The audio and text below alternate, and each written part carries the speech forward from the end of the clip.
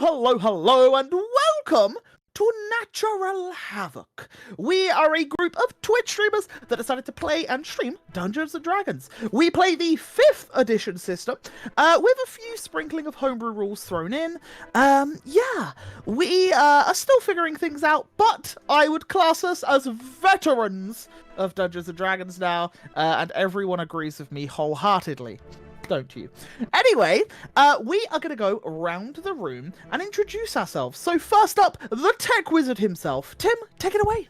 Thank you. Welcome in, guys. I am Tim. I'll be playing Arcturus again, the big blue Vedalken, warlord, warlock, maybe also warlord, you know, never know.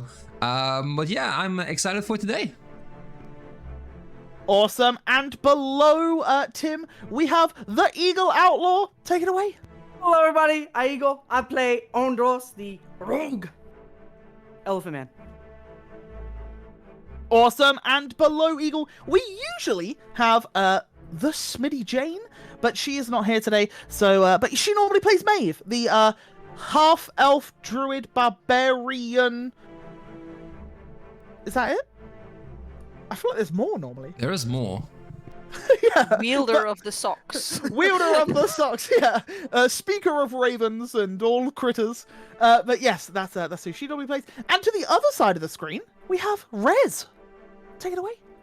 Hi. Remember, look who managed to unmute themselves for once. My name's Rezray. Hi. I play Grint, the foreboding, powerful, handsome, and skilled goblin fighter. Awesome. And above Grint, the foreboding, powerful, skilled goblin fighter, we have Zeb. Zeb, take it away. I'm Agent Zeb. I play Erhard, the wild magic sorcerer, and that's pretty much it. Awesome. No embellished title, but I know who does have a brilliant title. Lan, take it away. Yes, my name is Lan, the resident Diva Warlock. It's Literally a new my class. favorite. It's my favorite. New class altogether. It's so now, good. Looking forward to today, guys. Hope we're gonna slay some stuff. Rah! Awesome. And finally, I am Onion, and I will be being as the DM, the narrator, the referee, so to speak, in sort of combats and stuff. And I play all the guys, I play all the NPCs, the grass, the birds, the tree, all that good stuff. If I try and talk to a brick wall, I'm that brick wall. So yeah, that's what I do. Now, apparently, I'm unaware of this myself, but apparently, we have an announcement tonight. If the Eagle Outlaw would like to take it away? Tim, hit it. Fellow travelers constantly question him just because they find him interesting.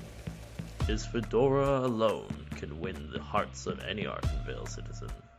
His smolder can get him out of any trouble with fire elementals. He is. Where is it? Isn't it playing in stream? Oh, it is? Oh, I can't hear it. The whole point is for it to be played in stream, Eagle. Okay, yeah, okay. Did it stop talking? Okay, I'm gonna guess it did. I don't always keep up with D&D, but when I do, I choose the Natural Havoc social media accounts, like the Twitter, the Instagram, or the YouTube, where you can keep up with all the latest sessions from our current campaign, or even our one-shots, or even the Discord, where you can keep up with us and talk to us, and even the DM.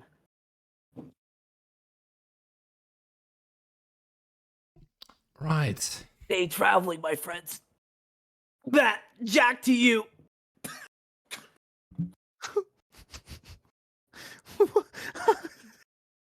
I don't even know what to say. That was in my... I apologize. I am very sorry for having to experience any of Eagle's antics. I was informed he had prepared this whole thing and knew exactly how it would go today. Yeah, I apologize. Well, if you enjoyed it, great. Leave a comment on the YouTube, please. did you guys hear any? Because Yeah, I did. Oh, I turned it up for a second and then was like, nope. I just turned it back down. So I will watch the VOD to realize what happened. Yeah, I think he, yeah. Eagle, you good? Prop. Okay, prop, sure. I would like to apologize to our sponsors, Natural Havoc on the YouTube today, for this carnage that has got underway, as we do not condone alcohol. There we go, done. No, cool, right. Let's get into the swing of things. That hasn't thrown me at all. Yeah. Guys, we have a recap. Woo! Our session began with the party going to check out the ship that they were going to be sailing to fight the sea serpent.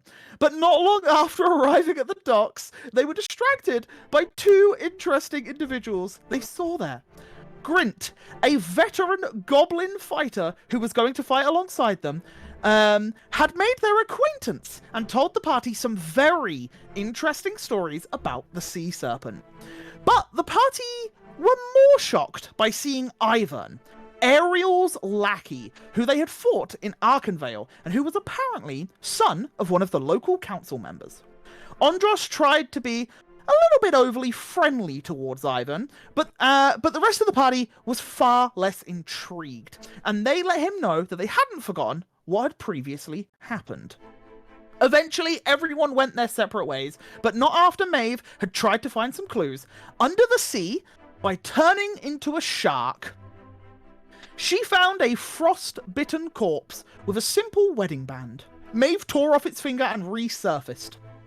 The wedding band was of no particular importance, but the fact that the finger was like a lump of ice while still laying at the bottom of the ocean was very interesting.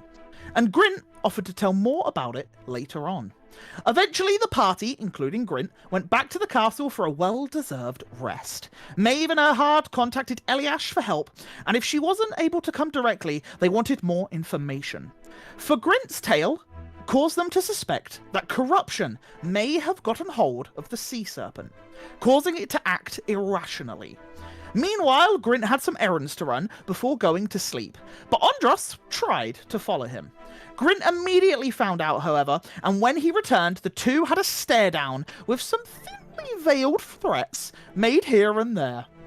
Meanwhile, the rest, not wanting to witness this scene, quickly ran off to their rooms. Eventually, things calmed down, and everybody went to sleep, with Grint returning home, maybe feeling a little unwelcomed by Ondros. While Arcturus spent a night with the orb. And as we kick things off this evening, Arcturus, we start today's session with you. And I will just throw some music on real quick. That one there.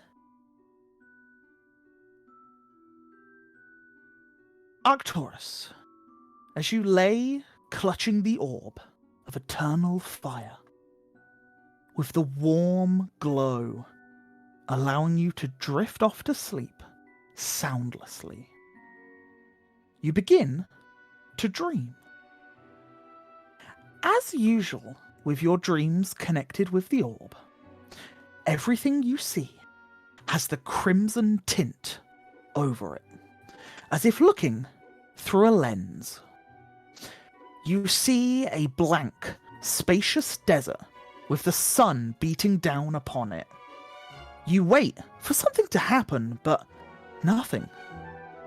More time passes as you watch the local wildlife survive in this ridiculous heat. After a few minutes, you hear a humming coming from above you. That's when you see it. You see yourself tumbling out of a portal 15 foot above the ground. You clatter into the sands beneath you, tumbling, rolling, until eventually your momentum stops you. You watch yourself rise from the ground and begin to look around at your surroundings and gather yourself. Clearly in some pain, you look for the nearest shelter, and you see in the distance a slightly buried structure. And you begin to see Arcturus walking towards it. The lens does not follow Arcturus, for it goes further north to see what is ahead. Moments pass, minutes, maybe an hour, when you see another rift appear in the sky. This time, you see a figure emerge from out of the portal, once again clattering into the sands. But this figure is one of familiarity. This figure is one of the guards that tried to apprehend you before stepping through the portal. You see the guard clamber to his feet and look around to try and figure out where he is. And as he does, another humming slightly further afield happens as two more figures plummet into the air, crashing towards the sands, but this time surrounded by heavy rocks and destroyed ruins.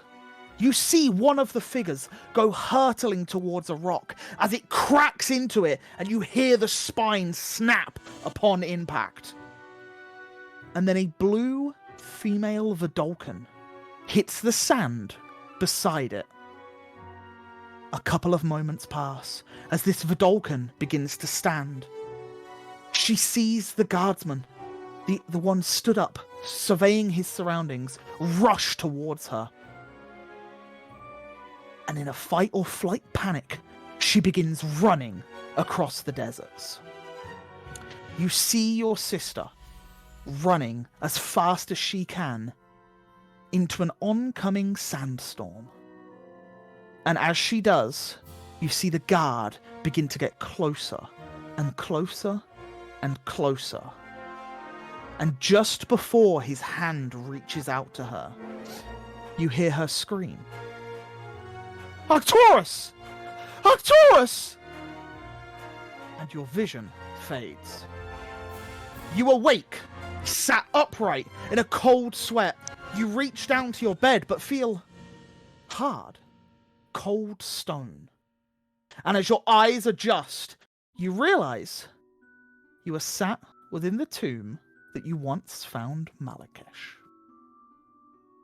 Arcturus, you have done well in your ventures thus far. However, your task is not yet complete.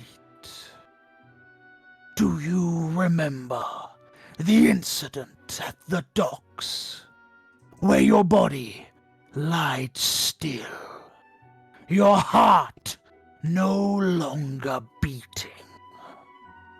You are standing here because I made it so. As your eyes adjust to the room, you see before you the same blue orb filled with flame, sat atop a plinth in the center of the room, and the flame begins to burn brighter and brighter, and the shadow behind it grows inside of that of a humanoid form. I have yet another task, specifically for you. I gave you life, and now I need you to take one. The flickering flames burn once more and simmer down as the shadow grows smaller. I will return with more information in due time. Farewell, Arcturus. And you go to say something in response to this, and the flames engulf you completely as this blue flame, and this time you wake up in your bed, covered and drenched in sweat from the heat of the flames. But before you can do anything, we pan to another room. As while you wake up very early, Arcturus, a few still remain peacefully asleep. As Shion, during your night, you finally manage to drift off to sleep after the arduous journey of Ondros and Grint's spat in the other room. You drift off and begin to dream of the beautiful deserts of Quirin. You dream of the day you chose to leave Shartusa, in the hopes of finding a way to prove that to those that did not see your potential. You begin to remember the journey south to the long-forgotten ruins, in the hopes of finding treasure, or better, power. You begin to venture within the halls, alongside those at the time you trusted. You see beside you, Yuno, the leader of the Tungsten Wolves, as the pair of you rifle through trinkets and gold that you find within this tomb. You see that and remember that distinct smile he gave you before the moment that he locked you within the ruins. The face of Yuno grinning towards you fills you with a burning hatred. And with that burning hatred, you see yourself stood within the ruins, as fire begins to ignite around you, as you yell out in this scream and rage. And as fire washes all around you and obscures your vision, it fades. Looking around, you find yourself in an all too familiar stone chamber with a singular plinth and a blue orb atop of it. Shion, it's been some time since we last spoke. I wish to make a deal with you, but you alone. I sense a great pain in you, being shackled to a being such as myself. The shame of a woman of your power and privilege to become a lackey, a slave. You retrieved the artifact as promised, and now I have a feeling that you wish to be rid of it. Slavery never really did suit you. Not for a daughter of Shartusa, anyway. I have a proposition. Are you willing to listen? I am. The orb in its current state may not be enough to complete my goal. Therefore, I relieve you of bringing it to me, and instead, I require you to siphon the power of another into it. You may have heard the rumors that this orb be tied to dragons. Yes. Well, kill a dragon and allow the orb to siphon its remaining power. And in return, you are free from my shackles. And then what will happen? I will still be in possession of the orb, even with all its newfound powers. Arcturus still has to deliver it. That will be Indeed. up to you whether you help him or not. But you will be free from my reign. And if you wish to continue to grow, to build power, to ignite, to engulf, then we can make another deal, but one on more equal terms.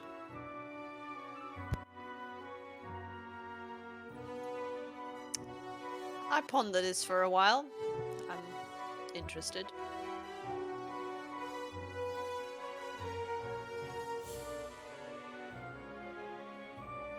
You need not tell me your answer now, for I will return soon. Rest well, Shion. You'll need all the strength you can muster. And again, the room starts to dim and darken to complete darkness. As you once again wake up, not immediately bolt upright, but a lot hotter than you would have imagined to be. Bearing in mind you're no longer in Quirin. And the rest of you all begin to come awake with no crazy nightmares or such. And as all of you begin to wake up, Arcturus, we'll come to you first. So you wake up bolt upright in this sweaty mess. What are you doing? Heavy breathing. Like having the heavy pounding in my chest breathing. Full covered in sweat, just staring at the wall. And Kada is sat at the bottom of the bed and just looking up at you. Arcturus, Yes. is everything all right? I just had the weirdest dream. None like ever before. There's so much information. My sister? Guards? Would mean she's not the only Vidalcan. And a deal. Life and death. So much research to be done. I can help. Do ask, Arcturus. Oh, what did you... You didn't see any of this dream, right? Malakesh does not allow me to peer into his meetings. What if we could find a way to let you be part of it all? I should research that. I should ask someone somewhere. Ada, are you bound to Malakesh? I am bound to you through Malakesh. So many variables to consider. I need a moment to take this in. This is like a lot of information. I grab my book and I start writing like what I just noticed. Yeah, and as you do, you start scribbling down. We'll jump over to Shion for a second as, you wake up. And I believe you're sharing a room with Maeve, is that correct? Yeah, because we were listening at the keyhole. Yes. Yeah, and Maeve is like, you can see she is like in a fit right now. She's kind of like just sat meditating, and you would recognize this as her trying to prepare her spells and the abilities that she can perform for that day. And you can see that she's racking her brain as to what she might need. Maybe there's a slight fear in the fact that you might be fighting a serpent today. Yeah, I figure it's best to not disturb her. Yeah. So is there anything you'd like to do? I guess I'm just taking it all in, like,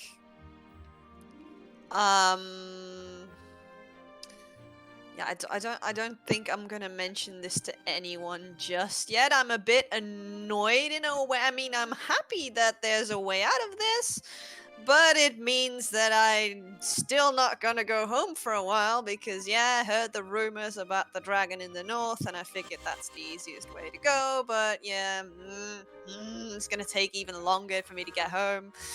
But yeah, I guess I'll regain my composure and just go down and have breakfast and stuff like that. Not a problem. You don't need to go down because it's on the same on the floor. same but floor, I yeah. know what you mean. It's all good. Yeah, and while this is happening, and you see Arcturus, Ahad, you see Arcturus having this conversation with Kada, because I think you two are sharing a room, if I'm not mistaken. You awake to some mumblings from across the room No, as he you went hear. to his own room. Oh, did you have the fourth room? Okay, Because Ahad, Grin then. left. You wake up in a nice big bed, all on your lonesome, and you look to your side, and you just see the bowl of water next to you, and this octopus just like flat against the bowl, and it just does the little suction cup things where it's like just suctioning the bowl. Yeah, Um, and a little tentacle comes out and like flops over the side a little bit. And like you feel like maybe it's a hello or something as an octopus could do, but yeah, a little tentacle comes out, I would just give it a little tap on top Yeah. of the and then it goes thing, back in.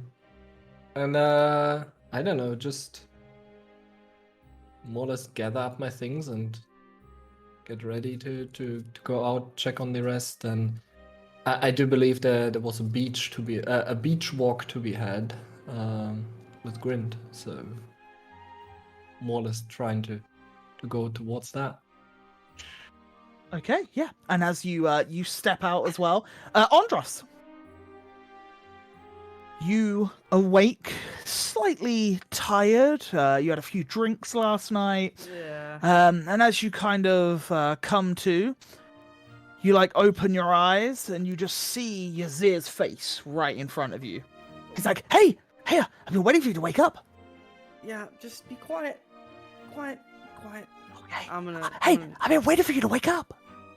I just start ignoring him. I get up, I grab my blades and whatnot, and I'm just gonna go unlock the door, head out, and I'm gonna. Is there like a balcony like in this room? Is there like a little space I can open up and maybe get some fresh air? I would say where Yeah. the two front rooms have balconies out to, but the Yeah. back rooms don't. We'll say Okay.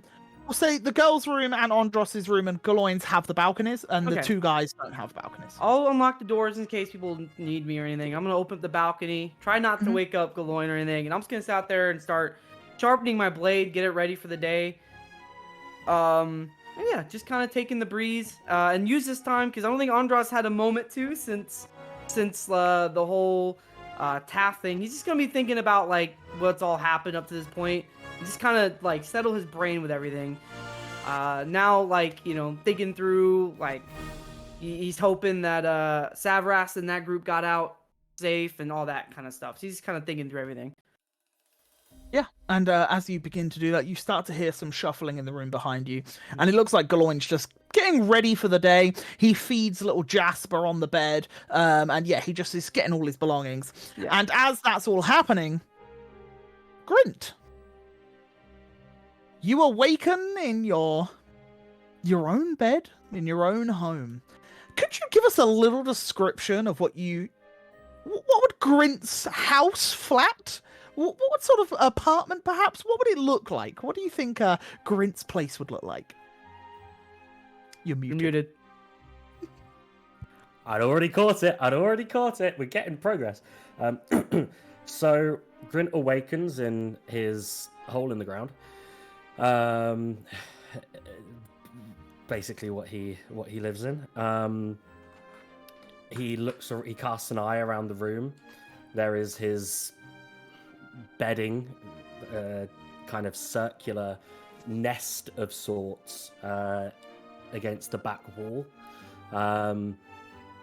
There is an area for the preparation and cooking of food.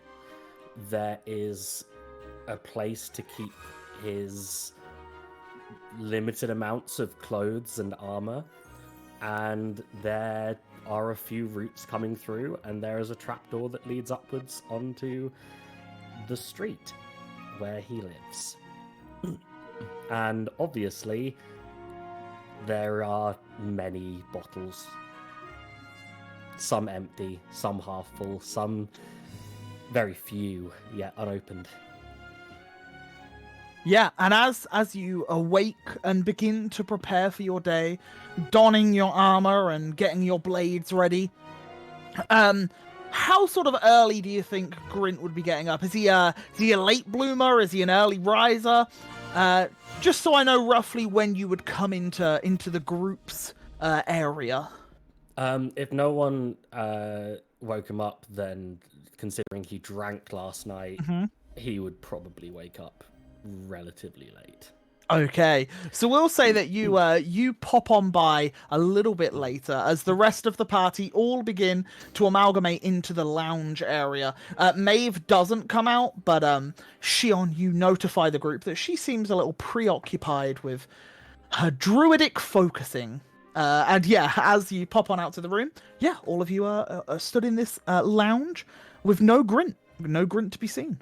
Just bring Maeve some bananas and fruits and stuff. Like, here you Brilliant. go. Yeah. Awesome. Throw some fruit at us, sort of. Yeah. Yeah. As I will put on so he carries his belt with him, and he puts a lot of his daggers and holsters and whatnot, and he'll take his rapier. He's actually gonna sheath it on the back today, where he usually would keep a short sword at. He's actually gonna put his rapier on the back today. He just likes it there better. And then I'm just gonna maybe eat a little bit. Like, probably there's like some extra fruit or whatnot lying around from what he saw Shion doing. So I'm probably gonna grab a few for myself and then wait for everyone else. And everyone comes out. You all come out into this lounge-like area, and you see Andros there ready. And I'll say you all kind of come out at the same sort of time, coming out of doorways. I'm not paying attention to like what happens in the room. I don't even notice Grint is not here. I don't even notice Andros is like putting his swords back. I'm just writing my book while I walk, like mumbling in myself. Just north, south. We can all hear this, right? I don't think he's it's kind of like mumbled broken speech. Yeah. Good morning, everyone. How are you doing, Arcturus? Yeah, you seem a little occupied there, What? Sorry? Arcturus? Sorry, guys? You here? Chill. Are you okay? Well, sort of? I guess? Sort of. What Okay, happened? What do you mean by sort of? Well, it was time for me to sleep with the orb again, so Okay. I had the weirdest dream with a lot of information. You seem a little out of it. Well, usually I can see something, or something is shown to me that is about others. But now, it showed me. What do you mean? Yeah. Well, you remember I met Shion in that weird place you guys call a dungeon?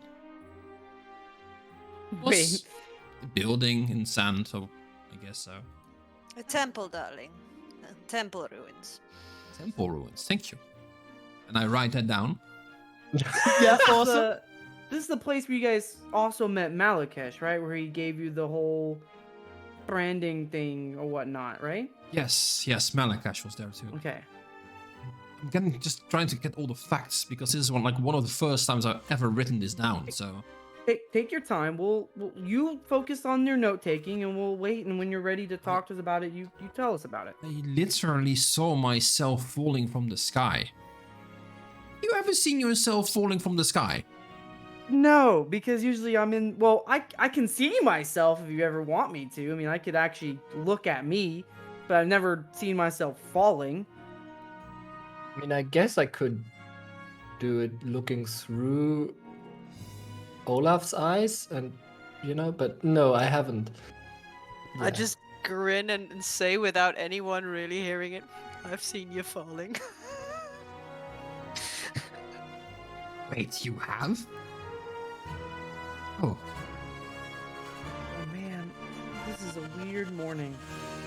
All right. It seems we're not all here though. Where's the little green man? Where's Grind?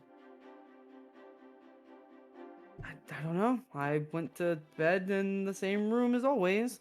Well, not in the same room as always, but usually me and Galoin room up. So I didn't see him. I saw he was under under this thing as I Yeah, walked away. I left him behind the bar.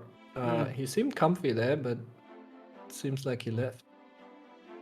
Or can we Yeah. check behind the bar if it's still there? I guess. If you want, sure.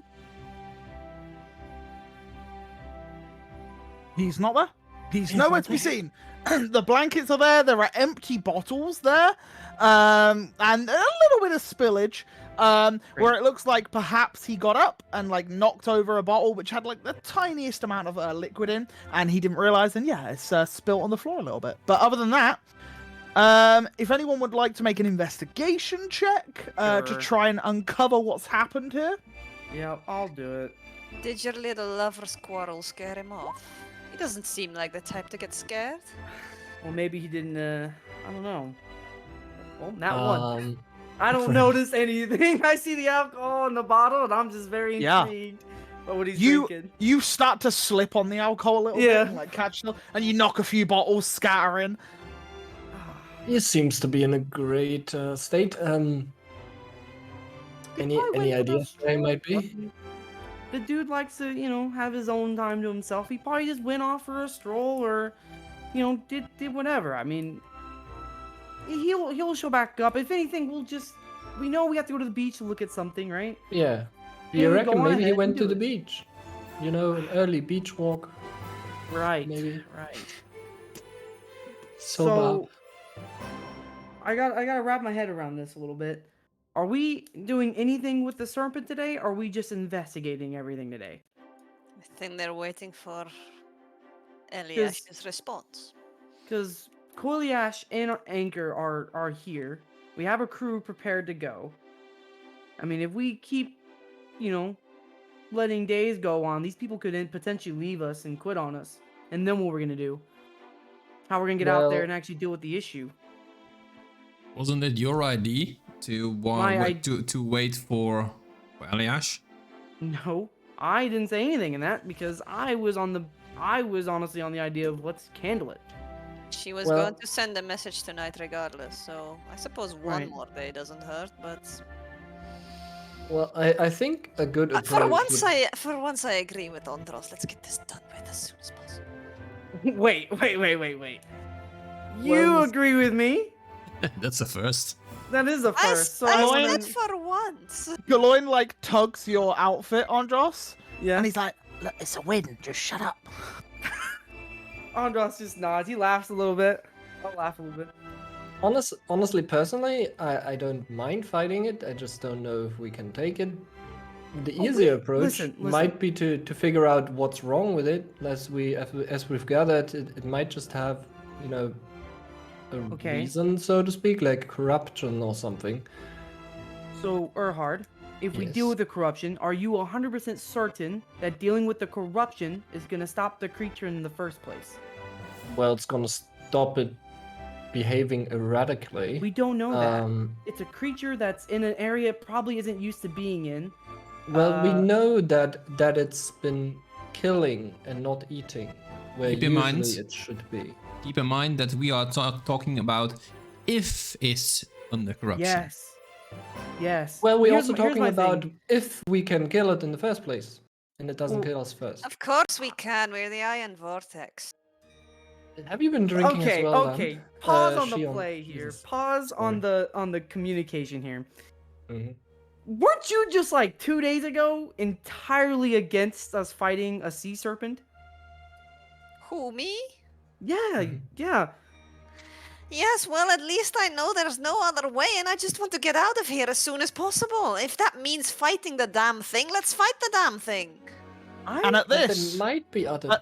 at this point, as you are all talking to one another, you hear a very stern knock at the door. Instantly, just hearing that, I like go for my weapon, but I just stop and I'll open the door. And as you open the door, you see Grint stood at the doorway. I'll just Well, like hello. open the door, let him walk in if he wants. Are we going? Let's go. Yes, Grint. Question. What? So, have you ever dealt with corruption before? Like any corruption stuff before? I mean, the majority of this world is corrupted in one way or another. I agree with you especially there. the political eras. I agree with that.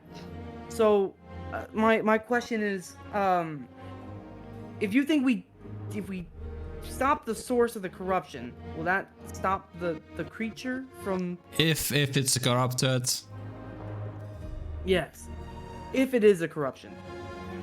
Well, Because we're trying according to to the decide. facts, We're trying to decide if we should just get it over with, get on the boat, deal with the serpent, and not potentially get more people hurt outside of this, or we just continue to trust this investigation and hope that there's another way around this.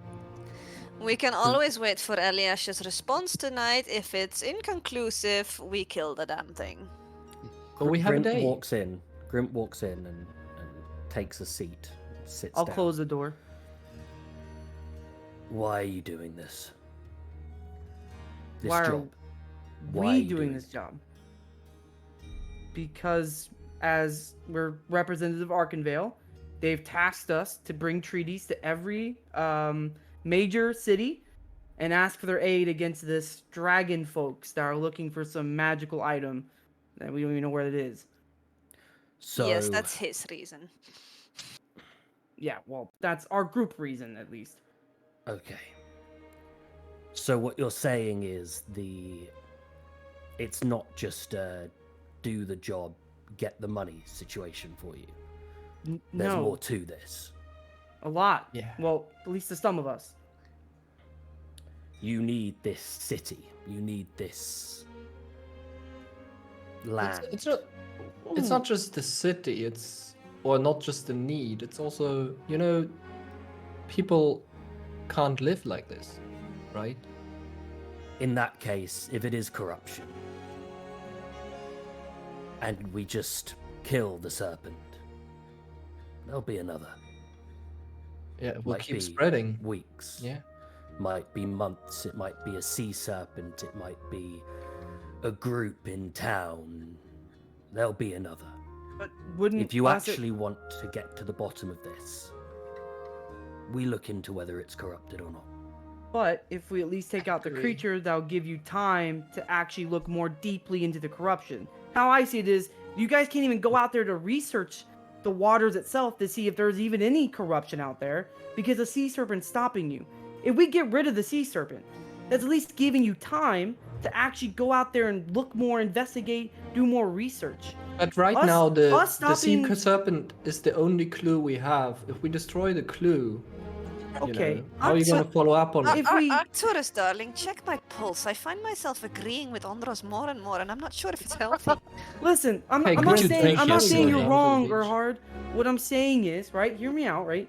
Yeah. If we just keep beating around this bush and we keep researching every other opportunity, right? More people are potentially going to get hurt. This thing could, we don't even, again, like you said, there could be more out there, right? So why not take care of this one? So that way we can at least get people out there to actually research the water, the area itself. We can't even go out there to actually see the water to see if there isn't any corruption in the area because we can't see it because there's a serpent in the way. We're trying Yeah, to eliminate the. I agree with Grint.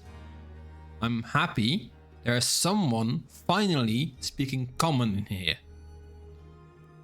We have a possible corruption. We have a possible thing for the serpent. We have a possible thing. We need to do research, guys, to figure out what's happening. Let's stop arguing. Let's go with Grind. Y'all can go out Informed. there. I'm at least gonna go to the bar and check on those sailors and even at least give them an update. That's like one of the things we need to do. Like if we go out Well, tomorrow the sailors need to be ready. Like, guys, we're going out tomorrow. I'm not gonna tell them when we're and going out because it sounds like we don't even soon. have a plan. I will tell them the truth. We don't have a time yet. We're still in planning. And if they want to leave, that is their That choice. will make them I'm not gonna disperse force even them. faster. I'm not gonna force them to wait on the ropes and potentially go out there and potentially die out there for uncertainties of if we're leaving or not. Currently, Andros, they living on uncertainty. They don't know what's coming next, and they don't have other choices than to sit and wait. They're So what's happy it gonna just to stay do here. telling them that? They're happy to stay here. They're not happy. Have you seen Andros. them?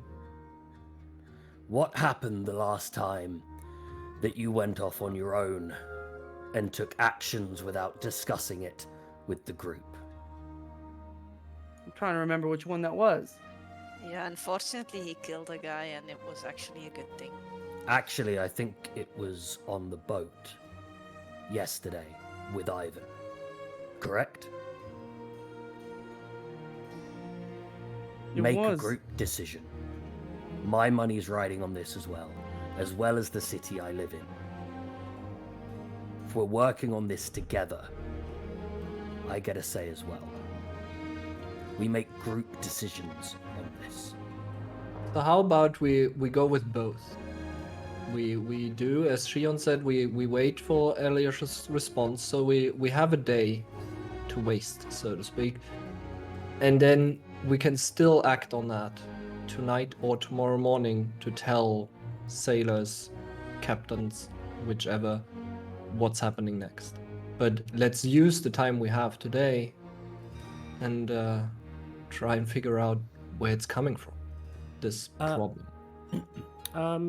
Would Grint have passed by the shore at all today on his way to the castle? I would say he could have made a detour if he wished to. It's you. So where the cathedral is, the King's Court is.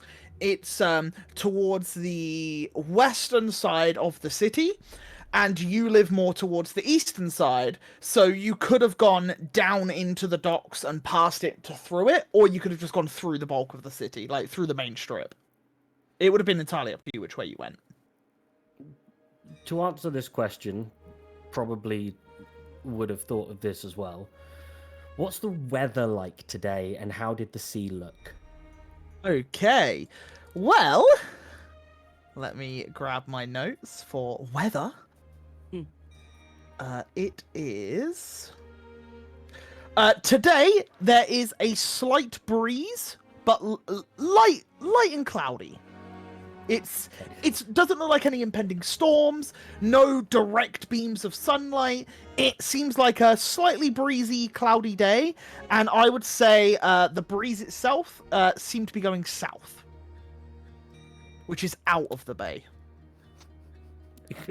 Grint doesn't say anything about the weather. Just continues to sit there with his hands on the top of his axe and his chin. Honestly, for once, I cannot really wait for action. I will grab the ball and I'm like heading towards the door. You're taking the crystal bowl with you? Yes, I'm Okay, taking fair all enough. of with me. So as you step outside, you step out into this foyer, this very long corridor either side, which you know leads downstairs into the main chamber to leave the castle. Are you intending to leave, or are you looking for someone, or are you what's Erhard's plan? I'm gonna like kind of keep looking around if I see anyone of interest of court, like someone that we maybe saw at the council meeting or whatever, but mainly idling, hoping that people will follow at some point. So you all see Erhard like walk out the door holding his like crystal bowl under one arm. He like looks at you all, looks back, steps a little bit further, like looks back again, and then kind of like walks just out of shot. So you now can't see him. Are we going to have a walk on the beach? How romantic. We can hold hands if you really would like, Shion. Ah, of course, darling. As long as I have one spare for my other love. And I walk over to the bar and I grab a bottle. Oh, I thought you meant your axe. She lives on the back. Ooh. Interesting position. And yeah. Before we do walk out, I'll make a quick check on Maeve and just like pop in, say, "Hey, we're heading out to the Before beach." you do, Oh, you all start getting up, and there's like movement of like steps from all of you as you're like, because everyone's starting to leave and like Yeah. walk out. You go to walk towards the door, and then you just hear from the other side, "I'm coming, I'm coming!" And then you just like she, like grabs a load of stuff and like busts through the door, and then she runs up to Galoin and she says, "Galoin, can you?"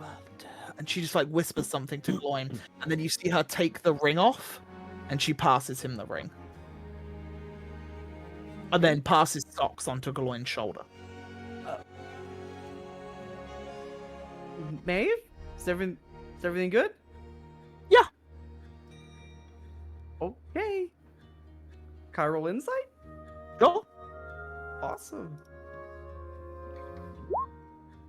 A natural 20. Yeah, you get the sense that she seems a little nervous, and clearly is thinking about other things, not just the serpent. In the case of Socks needs to have, somewhere to be safe. Galoin isn't coming, giving Galoin the rings to protect Socks. You can see she's got a lot on her mind. She's thinking about a lot. I'll walk over to her and I'll just kind of like pat her shoulder, but hey, we're not going out there just yet. We're I know. gonna investigate a little bit. Galoin can come with us to the beach. If you want to hold on to Socks, hold on to Socks. No, it's fine. I'm just getting ready. Okay. All right. Cool. And I'll follow after Erhard then. Yeah.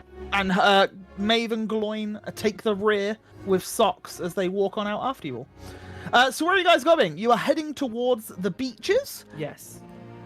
And Okay. as we are going, as we're walking through the streets, I'm gonna keep an eye out and see. I'm gonna try to clock Ivan specifically, see if he's out and about, see if I can see where he's going. As we're walking, of course, stay on course, but if in case I do see him, I can clock where he's going. Oh, yeah, roll me a... oh, no, we'll use your passive. We'll use the Yes. passive. Yeah. Okay. Yeah, so you all begin stumbling out. Eventually, Erhard, the rest of the group do catch up with you, and you are heading towards the beaches. It takes you, 15-20 minute walk from the cathedral itself to get to the beaches that Grint wishes to show you. And as you begin trudging across, it's more of a pebble beach here. It's not like a sandy beach, but you start to tread across the pebble beaches. Grint, as you are the one leading this, do you want to roll me a perception or an investigation? I will say with advantage, because you have already treaded this beach before, to see if you can find any of the remnants that you once saw here. Okay, we'll go for perception. Go for it, yeah. So roll perception, and we'll take whichever the higher number is.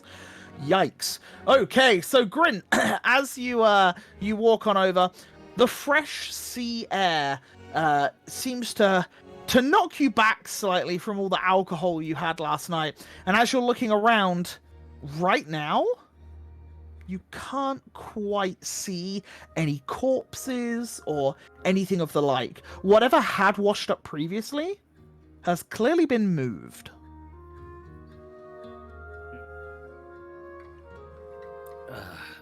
Well, it appears that, thankfully, things have been avoiding the sea serpent.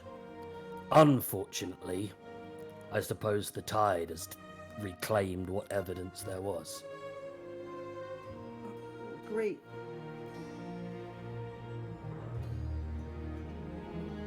So, what's the plan now? Well, we can keep walking.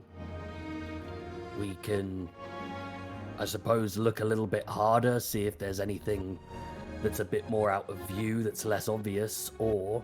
Okay. Maybe gonna- Maeve I'm can gonna do throw- a shark thing again.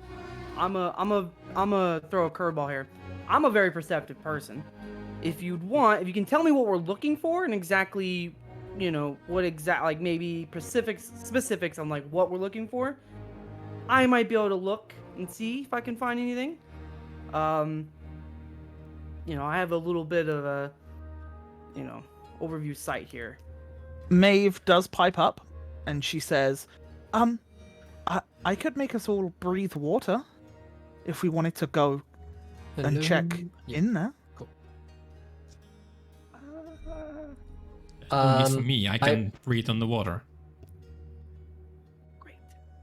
Isn't Can I that like just- really, really cold? How close have the stories of the sea serpent kind of coming to the shore? Well, been? Yeah, the serpent itself has been spotted more towards the mouth of the bay, which is Okay. actually not that close to where you are now. And I will put you on the regional map of Craddock, Okay. so you can have a little look. And the mouth of the bay is to the south of Zoldin. And you guys are in Ithaldor, so there's quite a bit of open ocean before you get to it. But there is this huge bay, which is called the Serpent Bay. And yeah.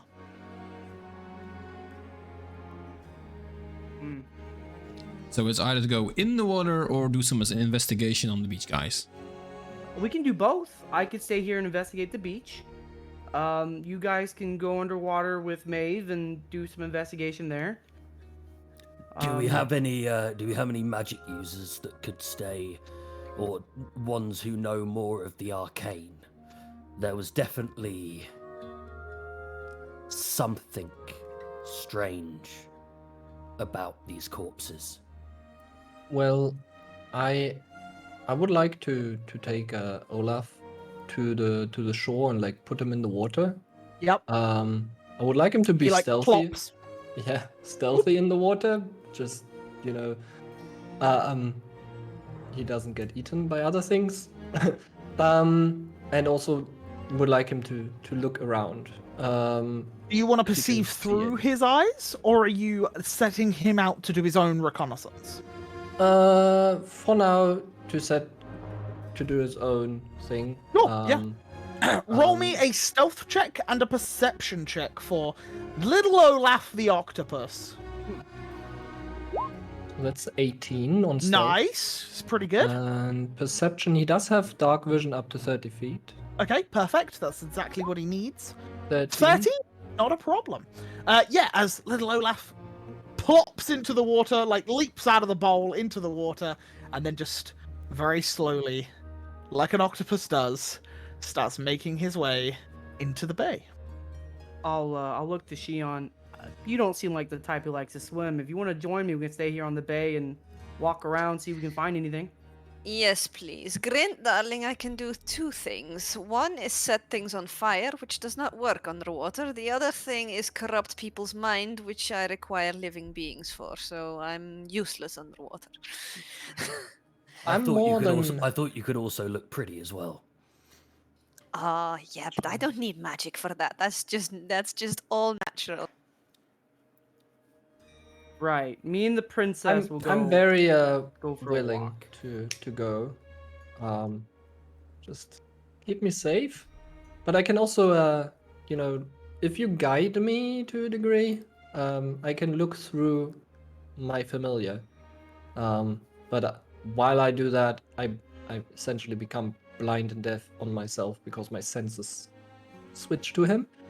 So Well, I'm already standing with like 2 feet in the water, so I'm like... But I do need some help from Maeve, because I can only be underwater for like 1 hour, so I'm taking the spell. Well, I can... how long does it last? 24 hours. Holy. But it will take me 10 minutes to cast it. Okay. We have that. Shall I start? Yeah. I can make please. 10 people breathe underwater. Nice. Grint starts to get undressed. Okay. Yeah, As- and she sits yeah. down. Who are the ones that want to breathe underwater? Arcturus, Grint, Erhard, and I'll say Maeve. Maeve will go with you guys as well because she can shapeshift and stuff. Yeah. So she begins casting the ritual. Galoin will accompany Shion and Andros across the beach as well, just as he doesn't really want to get wet and he has Yeah. socks. So yeah. I'll start to walk down the beach, and I'm gonna start like just kind of looking around, see if I can find like bodies, maybe like ship wreckage, maybe like cave entrances, like maybe there's like a secret little Yeah. yeah, like cave, and like that. Go for it. Roll me a perception check, then, please. Yeah, I'll Nice. do the same. Okay. Yeah. And Go kind for of it. make myself. Come on, please. As you guys walk off a little bit further from the group, while Grint starts to get his armor off and takes his, I assume, his shirt off, gets into his, perhaps his underwear for swimming, or No, keep he's his going trousers on? He's Full going naked. completely full nude. naked. Okay, not a Full problem. naked. Yeah. By the way, can I use my smell to the body, like dead bodies have a specific smell to it. So can I use Yeah. my smell instead? So I should Yeah. have an advantage. So it'd be a 19 instead. So you're not looking, you're smelling. Yes. And what are you smelling for? Dead bodies, because that just should have a distinct smell, or like Okay. rotten, like it should be like a very moldy smell at that point, if anything. Okay, really so stand out. so yeah, you're trying to find a distinct smell that isn't of sea salty water or the Yeah, something the that's air. different. Yeah. Okay, a little different. Sure. Okay, not a problem. Shion, yeah, you're taking a little look around. I will say. Okay, yeah. Yeah, as the three of you with Galoin begin wandering down the beach, you start to try and smell the area, and for the most part, it's all just this salty sea air that you are smelling. You start to smell fish. You start to smell fresh fish that sauce. has been not grunt sauce. You start to smell fish, and you start to smell what appears to be there is a small fishing boat not far from you, and they are fishing in the lake. And you get this waft of liquor and fresh fish being caught and taken out of the out of the water. And when you see this a little ways out, not very far at all, like almost in the actual bay itself, like it's far too shallow waters to actually fish, but they appear to be getting one or two every now and then.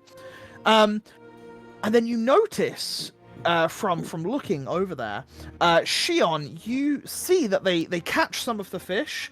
They seem to like inspect them and then just throw them back in.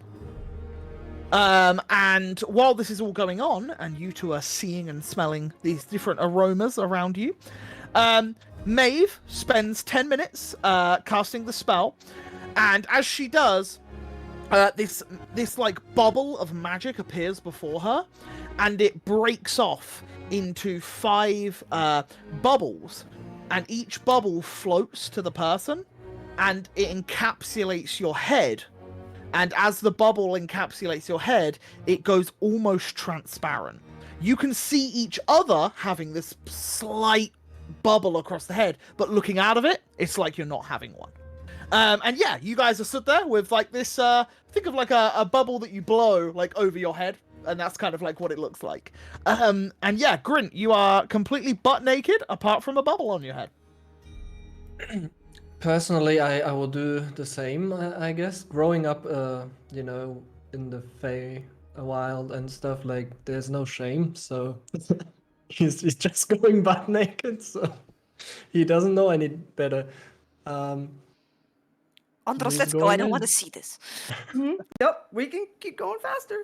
I'm just looking at this like, okay, and I'm just putting it out of my bag, and I just put out my jacket, my scarf, and I just put them somewhere. Yeah, and safe. there's a slight rock that's above the sea surface, and that's where Maeve was doing the ritual, and she's like left a load of her belongings there that she doesn't want to get wet either.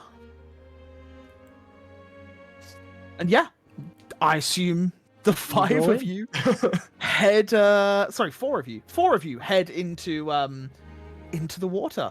And as you wade in, oh, it's cold. It's really cold.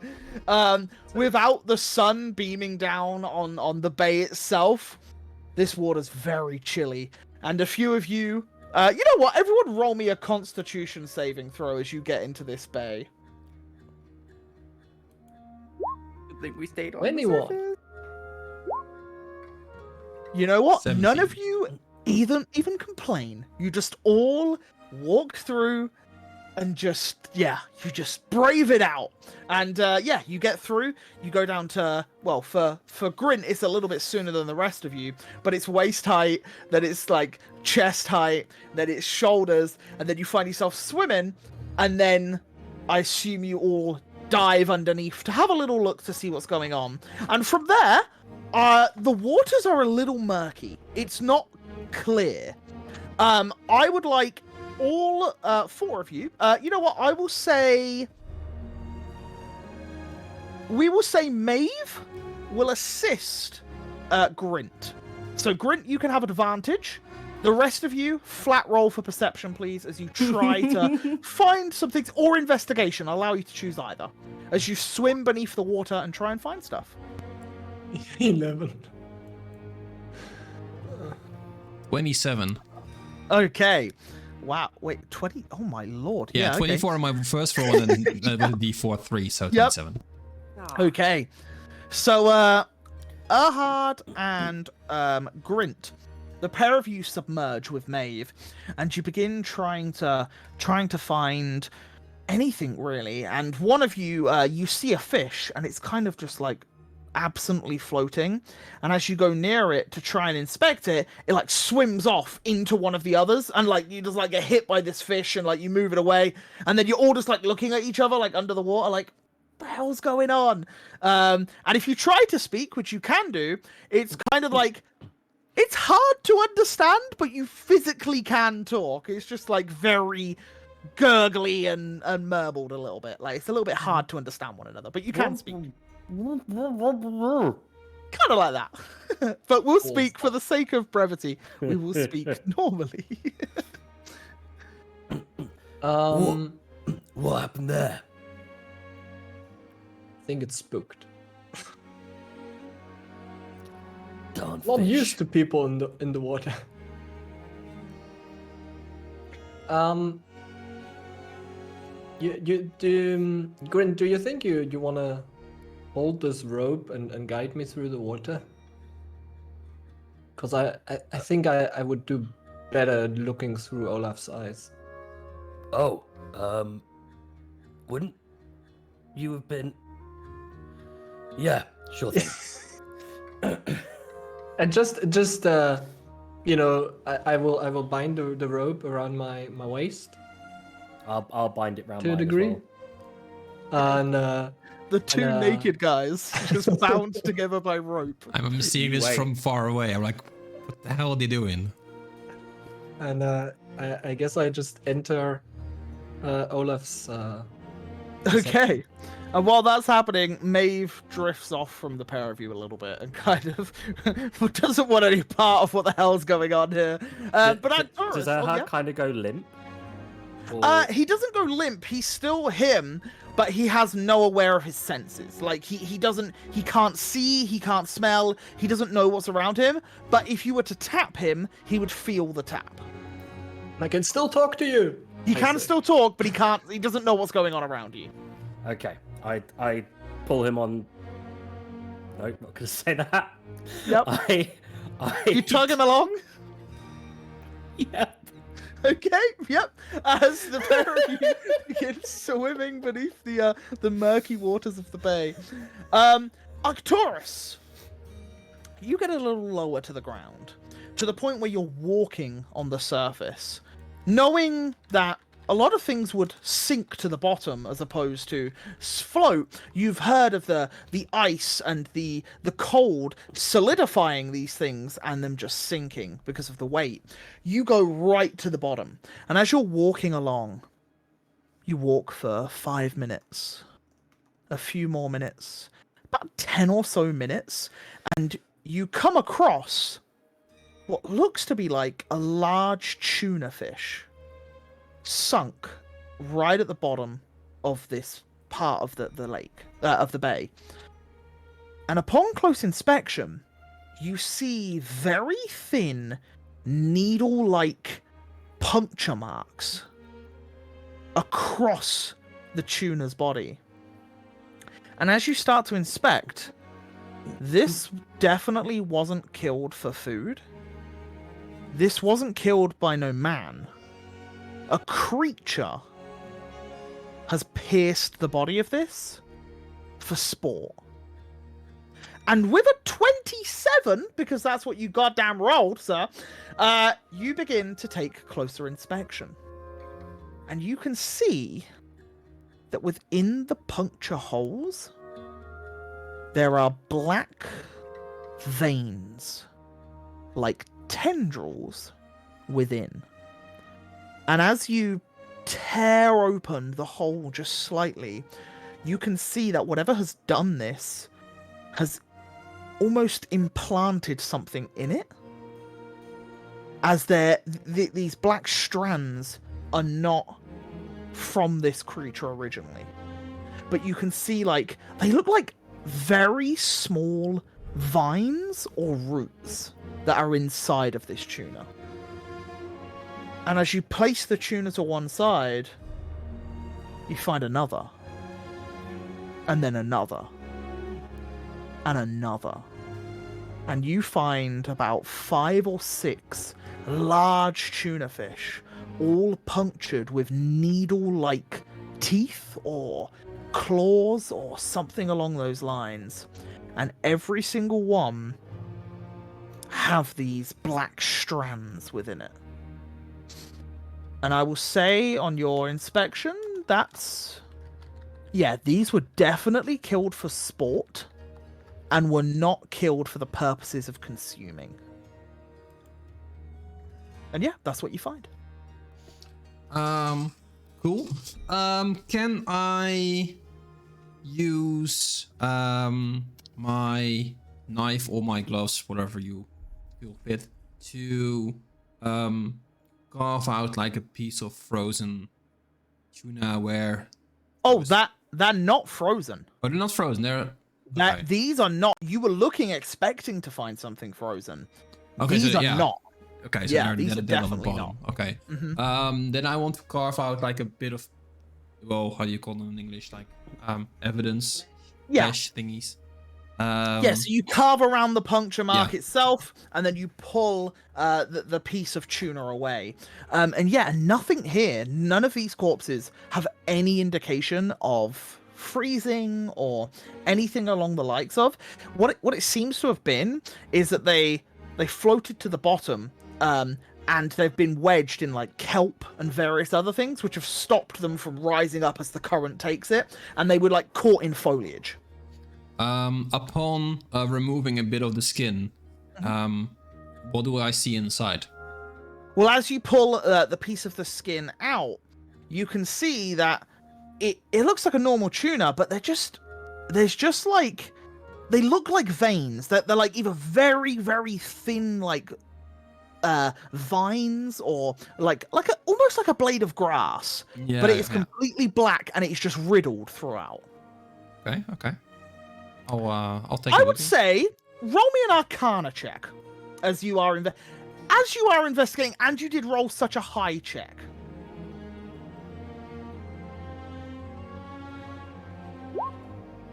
18.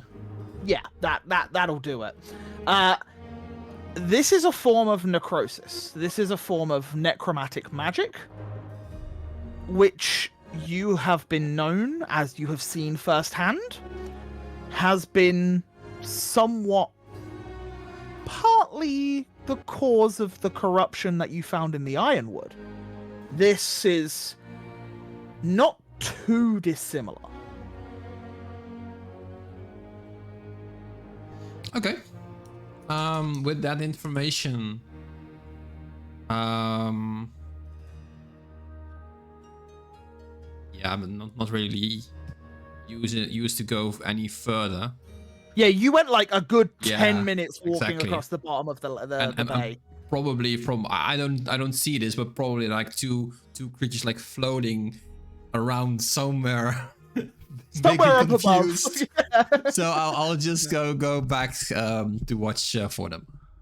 Yeah, sure. Yeah, and I will say, after a few moments, you all do reconvene, but before you can relay any information, Ondros and Shion with Galoin, what are you guys up to?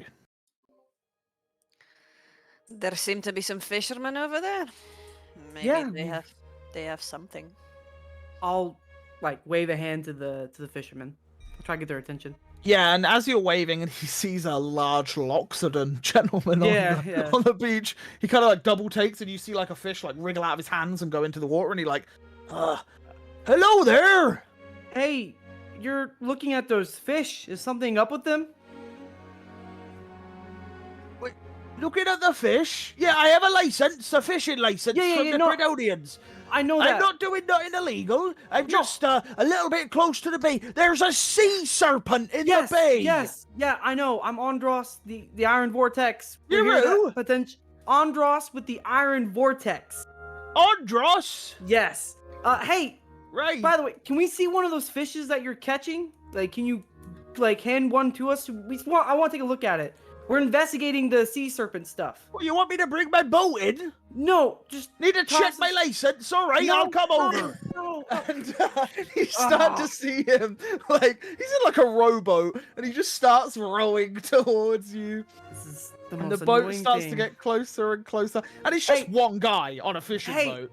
Can you hear me now? Can you hear me? Oh, better? that's a bit better. Yes, Hello, hey. hello, Andros. I've got my paperwork to permit my no, fishing no. right here. Just stop. I don't want to see your license. I'm not here. We're investigating Oh. the sea serpent. We're I investigating. haven't got it. any gold on me, sir. No, I no. apologize. Stop. Can you just listen to me for a second? Oh, right, okay. 'Kay, Is it like a we're- written warning or a verbal one? Nothing of We're- the kind, good sir. We're Oh, hello, I didn't investigating. see We're looking Hello into the sea serpent issue here on the bay. We're looking into it. Well, you won't find it here, will you? It's I know, out there. I know, but the fish. Can I see the fish that you've been looking at? We're looking for like signs that maybe it's affecting more than just. Oh, We yeah, think by it's all a- means. Look, Thank wait you. there, right, wait there. Let me Yeah. look in my little box. And he, like, lifts up a box and he looks in. He goes, oh, yeah, this one looks a little weird. And he pulls it out and he's like, look, half of it's frozen. The other half ain't. Okay. And he hands it to you. I'll take a look. Do I see Nothing anything off? illegal here, sir. No, I know you're not doing that illegal. You seem like a very well fisher guy person. I'm gonna take a look at Oh, the papers. fish. And he holds up Yeah. some papers. I'm gonna take a look at the fish and see if I can see Yeah. anything that's off with it. I will say, Yeah. if you wish to, how are you trying to investigate it? I'm just like looking, like just scanning through. I'm not like closely looking. I'm just like scanning through, see if something catches my eye. Okay. Roll me an investigation check. And Shion, if you wanted to make any sort of check towards this as well, it's entirely up to you. Don't look at me, darling. I grew up in the desert. I don't know how fish are supposed to look. I suck at like deeply looking into things. Yeah, and you look at it. Okay, I'll try. Yeah, thank you. I need your help. Let me Yeah, and see. Andros, you're like, damn, one side is really gold. Yeah. Yeah, and a 24 looking at this fish. You've had fish before. It's a little bit of a delicacy in the deserts, but there is a bay. There's places where they do bring fish in, and occasionally you have had it. There is something very wrong with this fish. There is an exuberant amount of cold-like magic that has frozen the rear end of the fish, but the fish seems to still be wriggling. And the front end, it's primarily unfrozen, but its tail end is completely frozen solid. This is magic. That frostbitten tail did not come from being in the cold sea for a while. Wait, it's magic? I don't know no magic. That's not me. I'm not. I'm not a wizard. Sir. Don't look Just me up. Chill. You know. I'm gonna hand the fish to Galoin. I'm gonna walk up to the fisherman and be like, hey, look, we know you have nothing to do with magic. The sea I serpent. didn't freeze it. I the swear. we know. The sea I serpent. just suggest you don't sell it. Yes. The sea serpent has magical capabilities. Well, it's apparently. yours. It's yours. Yeah. The sea serpent has magical I capabilities. never saw no fish. Just go back to fishing. You're fine. Nothing's gonna happen to you. You're good. Everything's okay. Okay. I Just- never met no Loxodon and lady on the I'm gonna- beach. I'm gonna push It his wasn't boat me, for him. officers. It wasn't me. I'm gonna push his boat back into the water for him. And he's just "Not standing sure, there, his hands are just up. He's Yeah. like, there was no fish. It's Yeah. okay, darling. Just continue on, and if you see Yeah. any more of these frozen fish, just throw them back. Yeah. I do not suggest selling them. And he stands up and he like gets his paddle and he says, "What frozen fish, dear?" And he just Oh kind of my like pushes back out I'll into the bay take a little out- bit. I'll take out my dagger, and I'm gonna like have Boyne lay the fish down, and I'm gonna start like, cause I've eaten fish before, being Yeah. on a fish boat, stuff like that. I've probably helped cut a few or something. I'm gonna start like almost skinning the fish, like cutting into it. And I'm gonna try to look like at the inside of the fish and see if like, Yeah, maybe you get to the rear end of the fish. yeah. Your blade is going through ice. Okay. Is it still able to cut through? It's like if you keep going for this, you will damage the blade itself Oh. because it is like a lump of ice. Can I Okay. do an Arcana check if that would fix anything? like I don't know. Sure. 27. Yeah, and straight away, you are a connoisseur of fiery magics. You light up a little bit of fire and slowly begin to melt the ice just a little bit to make it a little bit easier for Andros to cut. And Andros cuts through the blade, and as you open it, yeah, it's slightly melted, but it is frozen solid. This Okay. isn't a regular freezing. This is from a magical source. Okay. Do I see anything else like within like maybe the veins of the fish? Because I've cut it open, so I'm trying to look at like everything to see if maybe something happened. The only thing you noticed was there was a slight piercing in the lip, but you assume that to be from the hook that the fisherman used to catch it. Yeah. But there was no teeth marks, nothing like that. I'm It gonna, just seems to have been caught. I'm gonna look at the eyes. Is there anything wrong with the eyes? No, not at all. Not at all. Okay. I'm gonna start burying the fish because I felt bad for killing it pretty much. So I'm gonna start Yeah, burying yeah. the fish. Not a problem. Yeah, you Yeah. start to move some pebbles aside. Yeah. You put the fish in, put some pebbles over it. Yeah, no. Stand back up and so We seems could like have this serpent's could've- magical. we could have given this to Ivan. Maybe he would have eaten it and we would have killed him. You know, I don't know. I don't know. Something's weird, you know? Like, how can us? Like, did you ever hear anything about magical serpents? No, but we definitely heard about all this.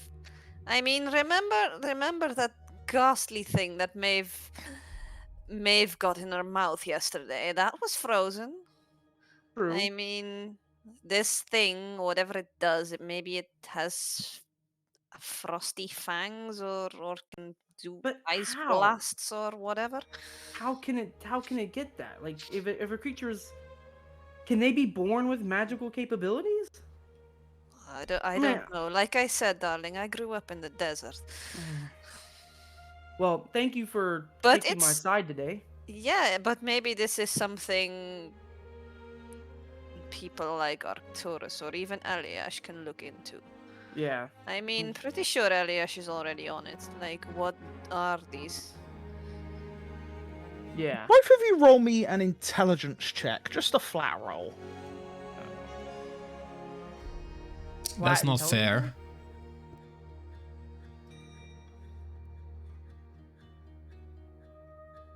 Somehow I'm intelligent. Oh, somehow I'm not.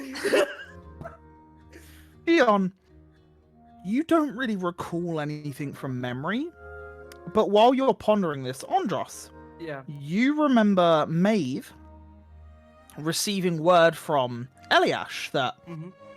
the sea serpents are of dragon-like kin. And you have heard of dragons being able to breathe fire, breathe acid, breathe like breath of cold. Yeah. So you do know that the sea serpents aren't dragons per se, but they are like from a similar makeup. So I'll say all this to Shion. So I guess maybe that's how. Maybe it's because it's a dragon descent. Yeah, seems plausible enough. That's And insane. also, sort of like the little cogs in my head start sort of turning. Like maybe I can fool the fuck out of Malakesh. Like maybe if I give him the soul of this sea serpent, maybe I'm done. But I'm not telling anyone. Uh, So Cheon, while we're on the topic of things, Mhm. I thank you for agreeing with me earlier. Listen. We've been on odds for almost every decision up to this point. Well, besides maybe one or two. Rare occasions, but I'm really surprised at the day of all things. We've seemed to get along quite a bit. Yeah, agreed. I guess I just want to get out of here as soon as possible, and I assume the same goes for you. If I if do. that means getting shit done and not wasting our time squabbling, then Yeah. I don't I want mean, anything. I have to say though, now that we know all this and those ice blasts, then yeah. I just don't want nothing to do with the corruption. I mean, we saw what happened the last one. Shit. Yeah, but what happened to the last one was we killed the source and moved on. Well, I wasn't there for the source. I had a very different experience with this corruption of Well, sorts. but if it's just hags again, we know we can take hags. But somehow I doubt it's that. This one seems to be a little different. This one can, if it is if it is an actual thing, it seems to be able to. What if the serpent is the thing causing the corruption? Have we ever put any thought into that? I don't know how. If they're draconic, they should be relatively intelligent, but not all draconic beings are intelligent, I suppose. True. I don't. Maybe this. This was not my area of expertise. Not mine either. Unfortunately, back when I was in school. I'm the hack and slash guy. I don't know. It's weird. Maybe this serpent has things in its head too. You know, maybe it's corrupted. Maybe it's the same problem that I have. You know. Wait, you mean your grandmother? It's not her now. It's my cousin. Yeah, well, those people. Yeah. You know, maybe the serpent has the same issue. You know. Did you do anything to the serpents? Please tell us now if you do. Wait, what? If you're corrupted. Whoa, listen. I don't know. Mine's a little different, you know? Like, it's weird because we were in the forest. I woke up and all of a sudden things were in my head. You know, it hasn't been a really smooth sail from there. You know? Like, it's weird. It's been very weird. Do you want to get rid of them? Get rid of those voices in your head? It's weird. Part of me does, because maybe for once I'd feel like I can actually think on my own. So why don't you do anything about it? Find out the reason why. Because it's just nice to have people that I remember, comfort people. And it's weird. It's becoming normal for me now, and I don't know. Is that a good thing? Is that a sane thing to think? I don't know. I feel like I've lost it, you know? Well, if you truly think that, then I mean, it's not like you're alone in this world, Andros. You have us, and I understand. I mean, it's your great grandmother. I mean, I'm grandmother. Heck, I didn't even know my grandparents. Okay. Father did something to them, but it must be nice to have family. It's nice, but I mean, people still give me weird looks. I mean, have you not seen some of the weird looks I've gotten from even you guys sometimes on day to day? It's sometimes it looks like your head was just bopping forward, like. Let me tell you, it's a good thing because I have people. You know, it seems like I'm home at some points, but then you remember that these people actually are gone. and then I'm talking to memories of people from back when life was, normal. And then I don't know, is it messed up for me to keep dead people in my head? Like, No, should I be the one wanting to let them go to rest? I suppose you just want to hold on to them and the memories that they gave you. But maybe if you really want some sanity and rest in your life, maybe it is time to let them go. It's up to you, really. I don't remember this being my choice. I didn't ask for them to be here, per se. A little weird now. How did they get there anyway? I don't know. I was meaning to talk to Eliash more about it, but I don't know. People don't seem to take. They claim it to be. I say this very quiet, like under my breath, like necrotic. It's only you three there. No one else. Okay. You're on like I still pebble say a little beach. quieter just in case. Like, it's necrotic, and people give it a bad rep. But I mean, I haven't done anything. Like the sea serpent's crazy for potential this necroticness. I mean, if it's corruption, but I'm not. I've seen. Not all necrotic magic is bad, darling. Some things that heal people are also necrotic magic. Yeah. I just think that I want to ask someone more about it, because maybe I could find out how to handle it. Well, my offer to help you still stands, but for that we need to go home. Maybe we can look into it there. It's not, like I said, it's not my area of expertise or anything, but I do know some people who might be able to pull some strings.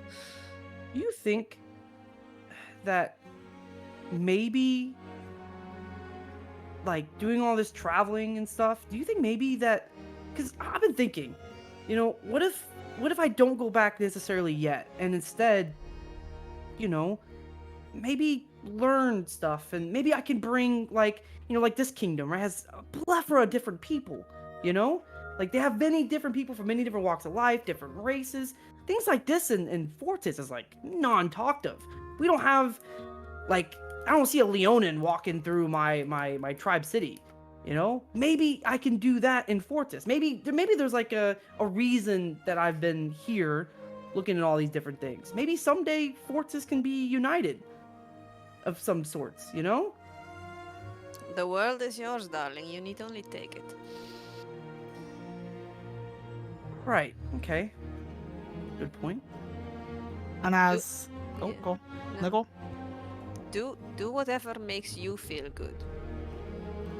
If it's helping, it's helping out. If it's choosing your own path, choose your own path. I appreciate that. If it's any consolation, I mean, we're very lucky to have you with us. You had every reason to leave, but you sticking this day is. It has crossed my mind. Let me figured. assure you. Yeah. But we're thankful for you. I mean, you came and you helped us with half thing.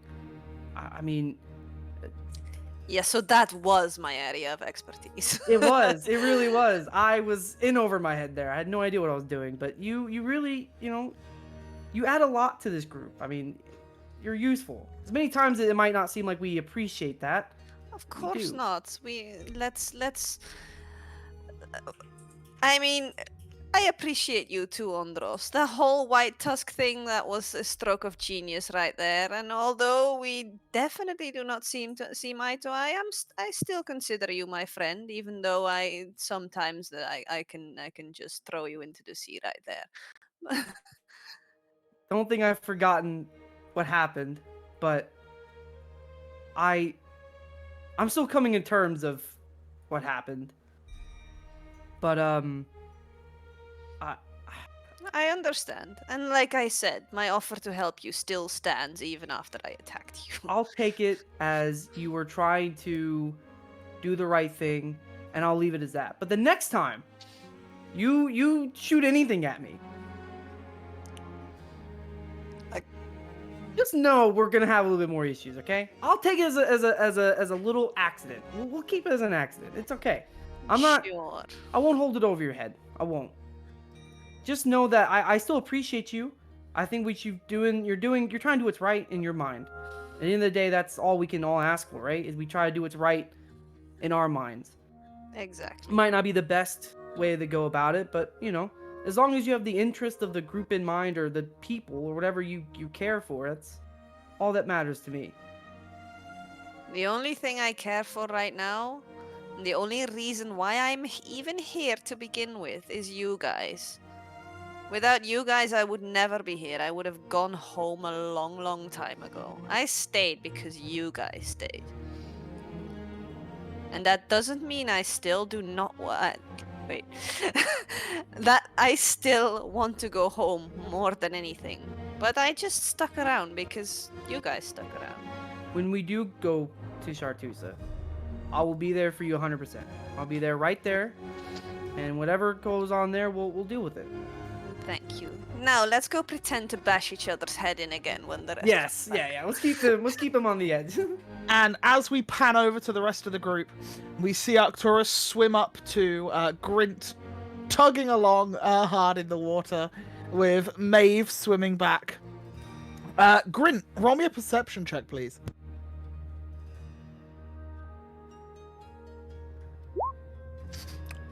Oh, That's a good let's roll. go! As Grint, you notice a dark shape slowly starting to move over the top of you. And as you prepare for whatever this thing might be, you see a fishing hook land right in front of Erhard. And that is where we'll cut to break.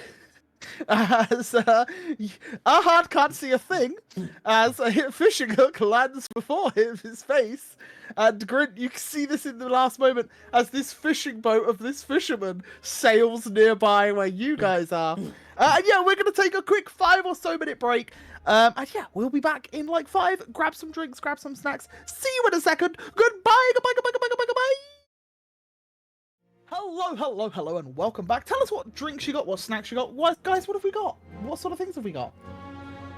Just Of tea. course. Yep, tea. I've just got water. Yeah, tea. Strawberry. I just got water, and I just finished my yogurt that I got. No beer? No, not today. Wow. Is that like the first time in ages? Nah, not the first time. Okay. But Oh, it's a few. It's a few. I would have got a bit. No, I got water, forgot to make a coffee, and I had a bowl of cereal. Nice. We also have some magnificent artwork on the screen right now. Oh my lord! Why? Thanks to Weird Judge, we approve this. First proper fan art. We do not approve this. We do not. Natural Havoc approved. We do have a fan art channel, so if you wish to post it with Judge, by all means, post it in the Discord, because we Discord, do have a fan art. like today's sponsor. Wow. No, that's YouTube. Come on. No, today's Discord. We've Oh, done right, YouTube okay. every week. Okay, Different. fine. Right, well, let's pick up Old where news. we left off. Because we left off with Grint and Erhard beneath the waves as Arcturus and Maeve start swimming towards them, as a fish hook lands right before Erhard's face, with Erhard currently perceiving through Olaf. Grint, as you are the person that spots this, is there anything you would like to do? How far away is the boat? The boat is, I would say, probably 10, 12 feet above you. Okay, that ain't happening in one turn. Actually, what's my? I believe you can move 15 foot, because it's half movement in water, so you can move 15 foot. Okay. So you could get up to the boat. So I'm just gonna say, in Grint's mind, there is well, in reality, there is there's an easy way of doing this, and then there's the only way that Grint knows. Grint's gonna make a disarming attack against the boat. So you swim up to the boat. yeah, Grint's gonna Okay. attack the boat's hull. So as you start swimming up to the boat, while being attached to Erhard, you drag Erhard towards the boat as well. And all of a sudden, the two of you are thrust up. And what do you want to do? Like whack the fishing pole out of his hand, or what's the plan here? Oh, You want to yeah, disarm him off the fishing pole?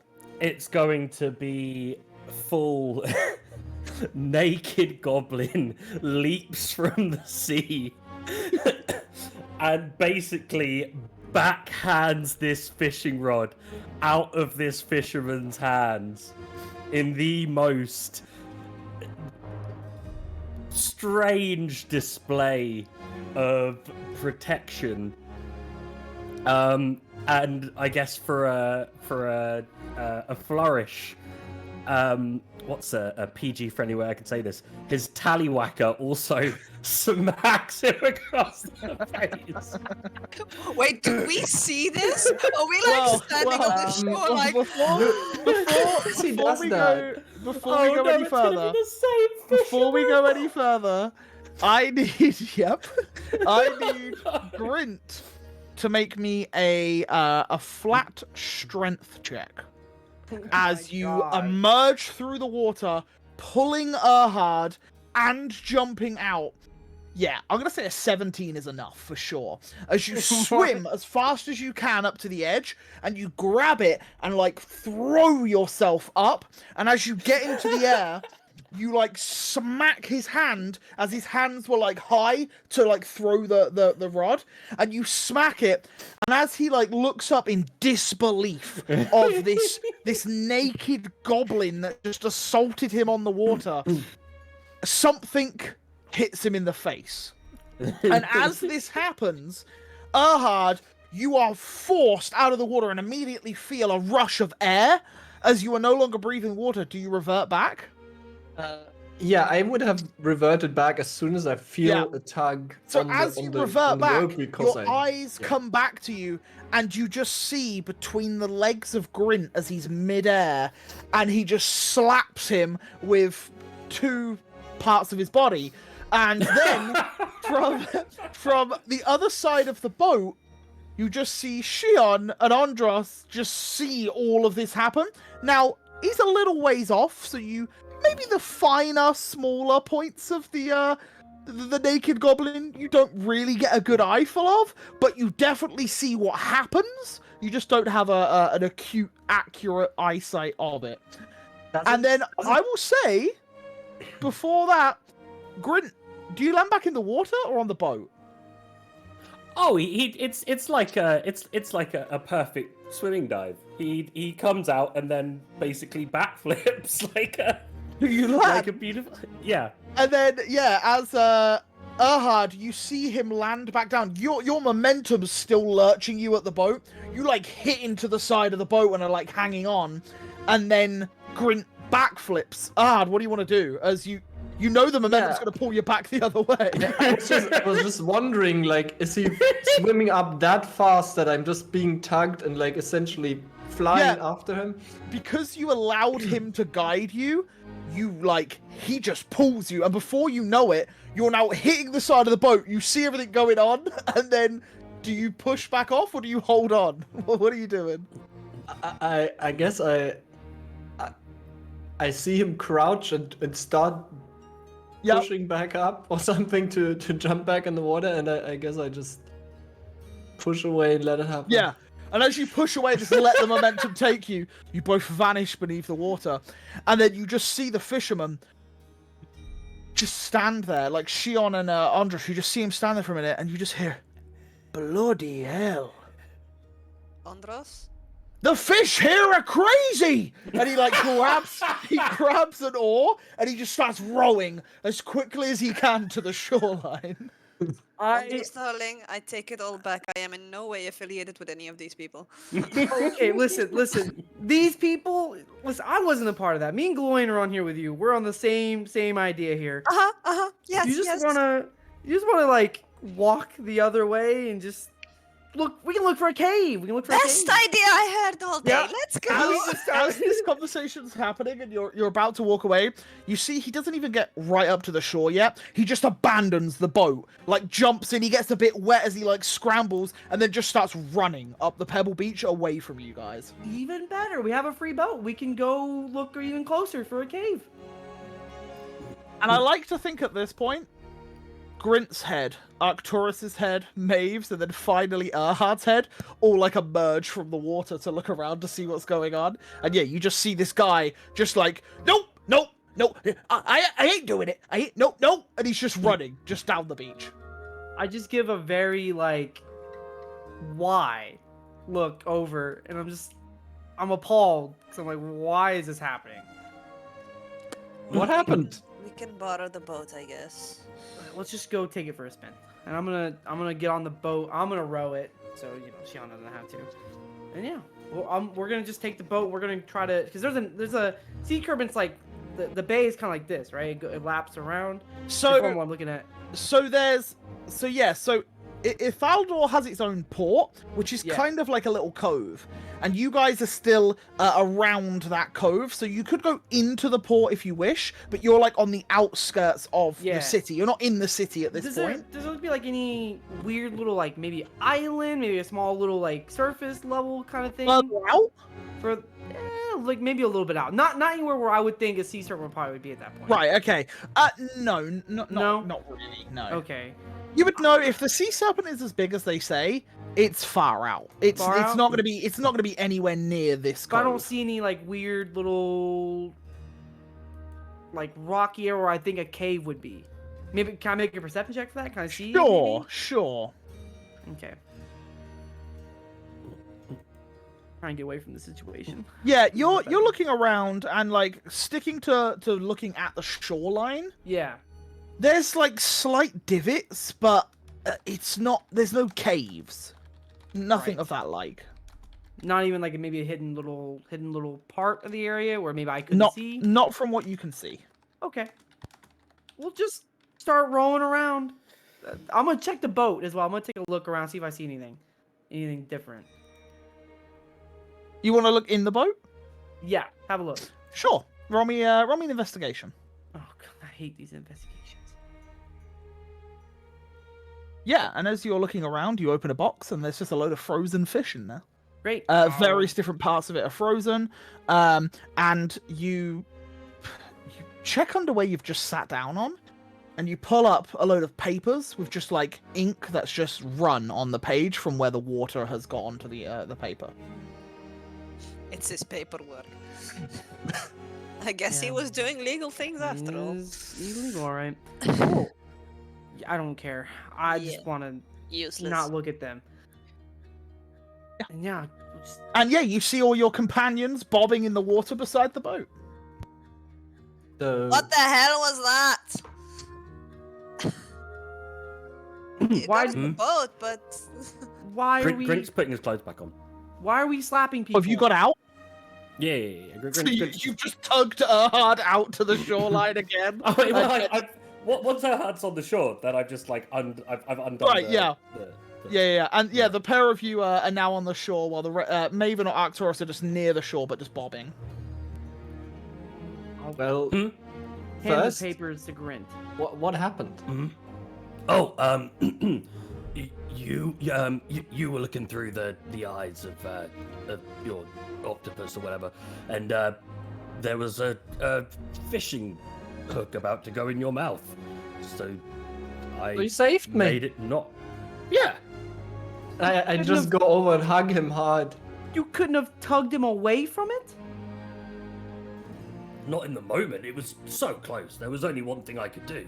But you had enough time to just instantly go straight up and slap a dude. I'm a strong swimmer. Saved my wife. Okay. Well, here's the papers, by the way. You're in the city more. This guy was illegally fishing. Just letting you know. Where am I going to put these right now? I don't know. I'm literally naked. You can cover yourself with them. I could just put my clothes back on, and I'd slap them on Andros's chest. And we get better dressed, I guess. I'll drop him in the water and just let him mess up. And I will cast Why? prestidigitation. Some of those papers could have been the deed to the boat. We could have just got a free boat. It's not very wise of you, is it, Andros? We don't need a boat. We don't need the boat. We have a better one. But you could have kept the boat. I don't. Why would It I could have want this been. boat? It could have been the Iron Vortex's personal Oh, boat. why would I want a little rowboat as an iron vortex? I think it probably only barely fit me on it. Could have been the Iron Vortex's personal Oh boat. my lord. Everyone could have got on it instead Did you of guys? Do you guys see anything? By the way, down there, Arcturus. Yes, I told you I saw a fishing hook. Arcturus. So that would be the next question, yes. Well, I'm glad you found fishing hooks and stuff. But yes, I actually found something, and it's quite astonishing. Okay. So I put out the tuna. Well, it was already out though, but I just lay it out. I'm going over like very, very scientifically, like I'm pointing at stuff, and I explain like when I was out, like 10, 15, maybe 20 meters, across there, I saw a tuna, a very big one. More and more tuna appeared, and they all had these punctures. You can see them here. I'm showing them like on the flesh. And Grint, you have the immediate realization that this is something you have spotted previously when walking the beaches yourself. This is what I was talking about. This is it. Yes. This is what the corpse had. Yes. Not just fish either.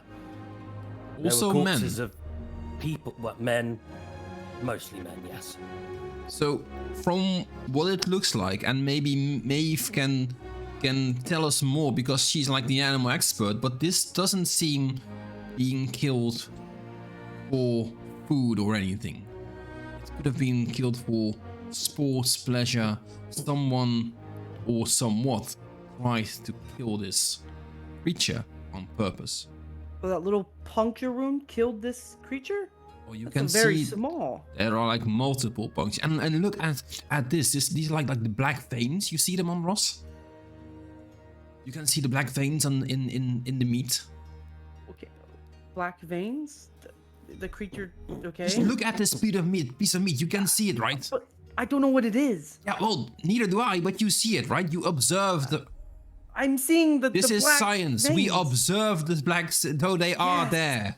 Okay? Arcturus, I'm asking what is it? Like, what does the black veins mean? Oh, I don't know either. That's what we're gonna discuss, or like we try to figure out. But it's not supposed to be there. It's like it's been infused or like implanted or something in some way or another. But can I just feel it? Would anything happen? Yeah. You feel it, and upon touching it, it moves. Oh, that doesn't seem And- good. Yeah, it's as if it's like, now that you've touched it and applied some pressure, it's like writhing on its own, kind of like a worm, just kind of like wriggling and moving inside of it. Yikes. That is disgusting. I'll pull out my dagger. You want me to see what it is? Well, better be careful from it, Ross. I won't touch it. And what I'm gonna do is I'm gonna like take my knife. I'm gonna like put a few inches above where I see the black veins are, and I'm gonna try to carve it just right where I'm like skinning it down the side, but like deep enough where it's like but like a little bit deeper than the vein is. So when I cut it out, the vein is still in it. And we can take Yeah, a and closer as look. you pull it out, you realize that this vein is like attached to the inside of the fish. And as you begin to like pull on the vein to try it, you don't, or do you? Yeah? I'm gonna try to cut it out with my knife, like carve it out. Yeah, okay, 'Cause I so don't yeah, wanna touch as you this. I don't pull, wanna as you touch pull the this. meat up and carve, you realize that it's still attached. And then as you come right to the end, it's like a long piece of like vein. And as you pull it there, you realize that it appears to be like almost feeding from this fish from the inside. And do you cut? I look towards Arcturus and they're like, want me to go more? Be very, very careful on those. Because I get I already infected. ran an Arcana on this. And this seems to be necrotic. This Grint is seems armed. to be the same as we saw in the Ironwoods. Before I cut further, I'm just gonna take a look at my own veins. Do I see anything? Like, do I You see look anything at your different? veins, and Yeah, because I'm scared now. as you pull them closer to you, they're normal. Awesome.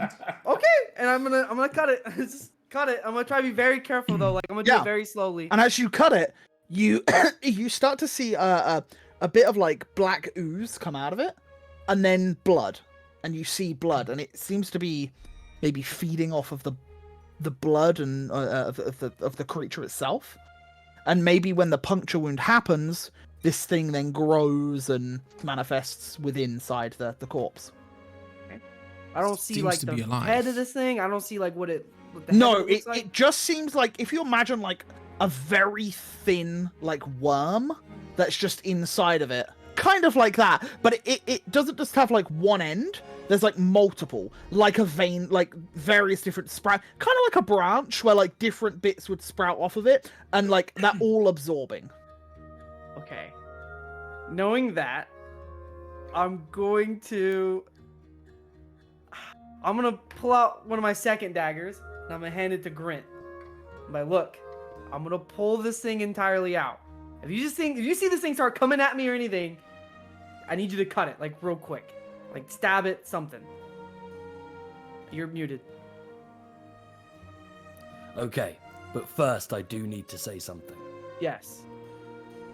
Remember how you wanted to fight the serpent today before we knew this? This could have been you! Wouldn't that have been nice? Trust Anyway, me, so what did you want me to do? Dealing with necrotic is nothing new to me. And as he says that, I'm gonna make sure I have my glove hand, the hand that has like the glove of bonding on it. That's what I'm gonna use to like actually go more and grab it, like grab So what part are you grabbing? Because you've severed the end that was attached to the actual big chunk, because you cut it, which made the ooze and the blood come out. I cut around it. I was trying to get deeper into Yeah, seeing the and then creature. I asked if you carry on cutting to the end, and you said yeah. I wasn't cutting the worm. I was cutting the fish, like into Yeah, the but fish. there's only so much you can cut until that strand is still attached. You can't cut around the strand because Okay. it's still attached. I wouldn't have cut the string 'cause I want to see what it did alive. So I probably would have just kind of like from that point just pull it out with the glove of bonding on, and I'll make sure my sleeve is like covering everything else. The same thing happens as you yank it out. Yeah, there's just like this black ichor that falls out of it, and then there's just blood. That like not a lot, but like there is blood that then splatters. I'm gonna check the black, like ooze stuff. Do I notice anything different? Like, does this look like something familiar? You wouldn't know. Okay. Archeon, Maeve, your opinions. That it's disgusting. Fair. Well, doesn't seem natural. That's for one. And how big are those puncture wounds? Like, Probably They're from like, yeah, they're like slightly bigger just from looking at them. They're like almost like a needle has been pierced in. Whatever thing has pierced this, whether it be teeth or whether it be like claws, they're very thin pointed. That literally just like in out. Like it's not like a grab and shake. It's just like a bite and release. so do you reckon these bites come from the serpent, or maybe something bit the tuna that also bit the serpent and affected it? What does it smell like? It smells. There's obviously a lot of like salty seawater sort of scent, but yeah, there's like it's almost like a rotting sort of smell. Now that it's like carved open and like out in the air, there's like this rotting sort of, yeah, like death. Even the black stuff that fell out, I'm gonna set the thing down, the little worm, and I'm gonna take like a bit of that black stuff on my glove still. I'm not gonna do it with my bare hand. I'm just gonna like study it. Does it smell anything? Does it have like a different... Yeah, it's just like, it's like a black viscous ichor. It's kind of like the consistency of like oil. And it's just, yeah, the smell that it gives off is just like rot. Does it seem to be like, does the goo itself seem to be poisonous? Does it seem like if... How would you like to test that?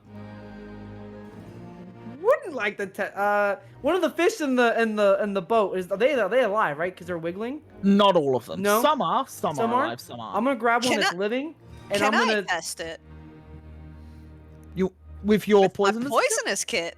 By all Okay. means, make me a poisonous kit check using either intelligence Just or click wisdom. it, right? Yeah, if you click it, Click it. How quickly does Shion do that? I would say she pulls out like a leather satchel, unloads it, some vials start coming out, and she's like getting ready to test it with like various other things. So if you want to do something quickly, by all means, you could do it beforehand. Well, I'm just wondering whether Group would have noticed that before he tasted it. Oh, Because that's what I was gonna do. okay. So you just taste some? That's what I was gonna do if. Make me a Constitution saving throw, please. Okay. As he's doing that, I'm also gonna take a little bit of it and just put it in the fish's mouth, like the fish that are still alive, just to see if it does anything.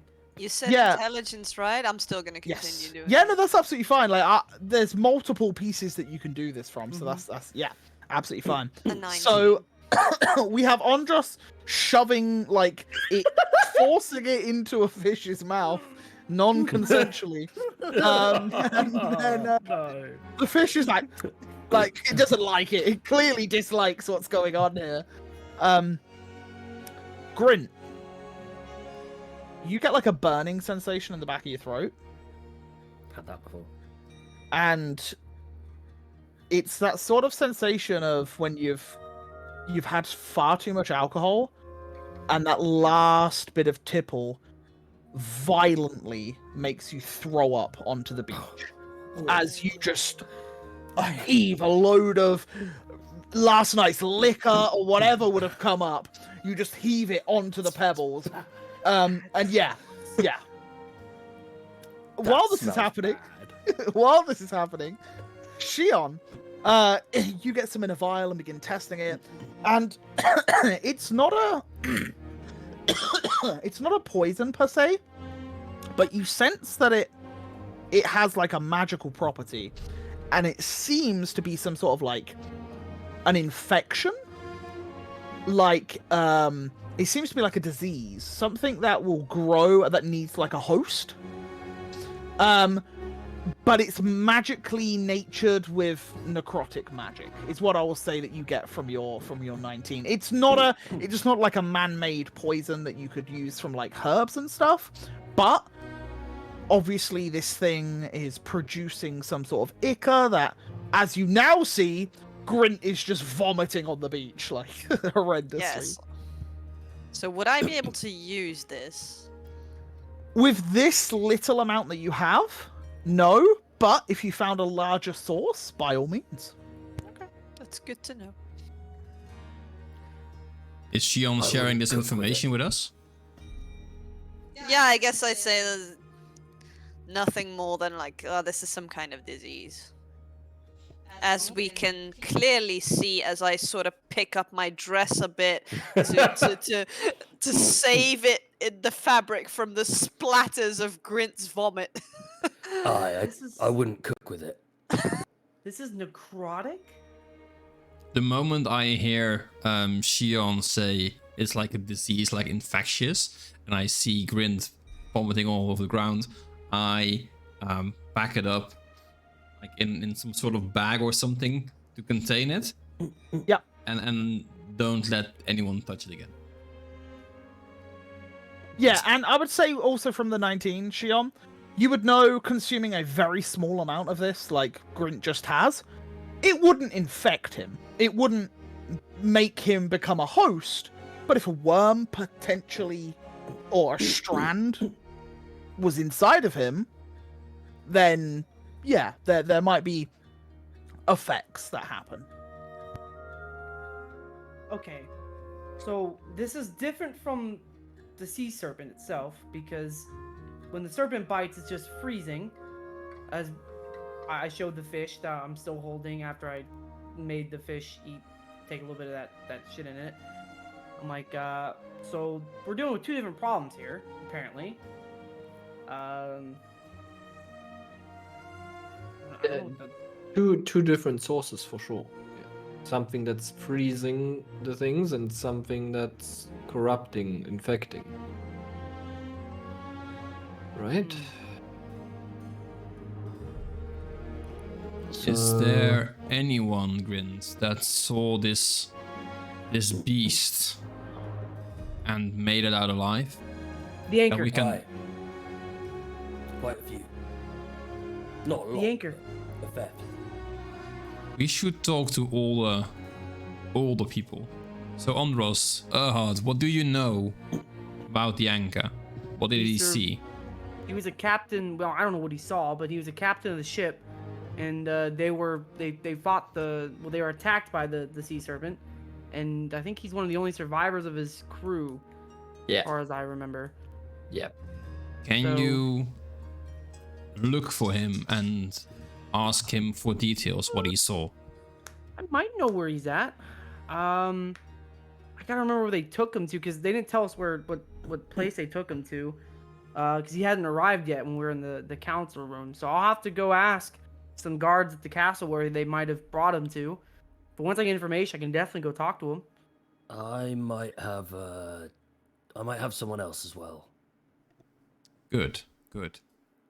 Go find him. Is there anyone in the court who is capable enough to examine this piece and not to infect the entire city?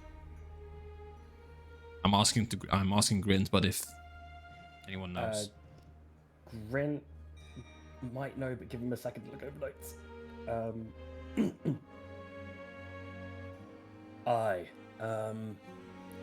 I mean, if Amelia Ackleton is available, Princess. she would probably be best suited to the task. He I seems like the pretty- sound of that. She seemed very open-minded. well, to magic and everything too. Where And if would we she's not find the her? best, and if she's not the one to actually do the investigation or whatever's required, she's going to know the right people and be able to call on them. Probably best. Would I know where Amelia would let me be? Yeah, you would know that she spends a lot of her time in the King's Court, which is the cathedral, alongside her grandfather and brother, and that all reside within there as well. You would also know that in one of the port towns of Shaylin, there are many apothecaries and medics that are there. And this sort of information to either them or the Ravenson's Tower would definitely be great. They are the sort of people that deal with remedies and medicine, especially as the long gone now hero Killiker Ravenson, who was the apothecary and the alchemist who basically prevented a plague from happening in Craddock. These people are like disciples of his and follow in his teachings. So for sure, the Ravenson's Tower or the apothecaries of Shaylin for sure would carry out this sort of investigation. But again, Amelia Ackleton is someone that is a little bit more pro-magic, so she would, like you said, definitely know someone of better understanding. And for the rest of you as well, you would know that Eliash isn't too far away. She has a pretty good understanding of magic, per se, so she might be someone to consult as well. Well, seems like more stuff to look into. More investigations. Yeah. Well, we speak we're to getting Elias. closer. We speak to Elias tonight. She might know something. Yeah. We do.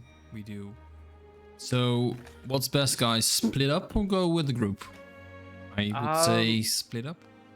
We have different people with different experiences. We can talk to someone who has the actual in front of this beast information that we can gather, and then we have someone from the back to study the stuff itself, right? My biggest concern is is the creature actually tainted with this corruption? Because that way, then we can tie the two together in some way. We know that there's been rumors of stuff seen on the creature, but I want to know more for certain. theories don't buy it by my side. I need to know like full on. This is actually what's going on. That's And I why think we the need anchor would have witnesses. information. Exactly. Exactly. And The since anchor you would are have information. champion, I believe, he might have a word with He's you. here in the city. He's here in the city. And I will say as well, Grint previously mentioned that he spoke to a gentleman that had fallen into the water during the sea serpent attack, who had seen black like veins and like scratch marks across the chest and like the body of the sea serpent, but it hadn't like gone all the way. It's not all over it. It was just like over a portion of its like torso. Okay. All right. Well, an interesting spot indeed. I'm Grins. guessing Grint will go to the council. Oh, I would say that, Arcturus, you are able to explain these things far better, and, Lady Shion, you too know a lot about how this could be a disease. I suppose I would say that my best position may be in a far lowlier place, such as a tavern. I don't think you're getting that anytime soon. But I know where to speak to the witnesses. Okay. He also knows where to get the best booze. Right. I'll go Well. find the anchor, and I'll ask Galoin. I'll turn to Galoin like, you want to come with me, Maeve? You can come with me too. I don't know what you're up to. What you want to do? Sure, yeah. Where do we I- think the anchor would be? I'm gonna check. Good point. See, they came in to the bay, so they're at one. They're definitely at one of the taverns / stay-in that's near the bay and the inns. So I'm probably gonna check some of the inns near the bay and just check around Well- multiple of them, see where. Isn't that where Grint's going as well? Most likely. But He we is. should just go together. Well, he's looking for booze. I'm looking for. I am looking for the witnesses. I would, So yeah, where I did- would like to, yeah. Where to did we tag along. meet the anchor? Hmm? Where did we meet the anchor? in Near the tavern. at the tavern in And what was he doing, Andros? drinking and So he's fighting. probably going to be in the same place as all the other sailors that are part of this town, right? Yeah, he might even be at the sea shanty. In all fairness, because he might have heard from them. Yeah, I think that'd probably be the best place to check first, right? Yeah, Bearing in mind the crew's there, could at least Mhm. let them know as well. exactly. What was the pub that I met the? You... You met them in the Black Giraffe.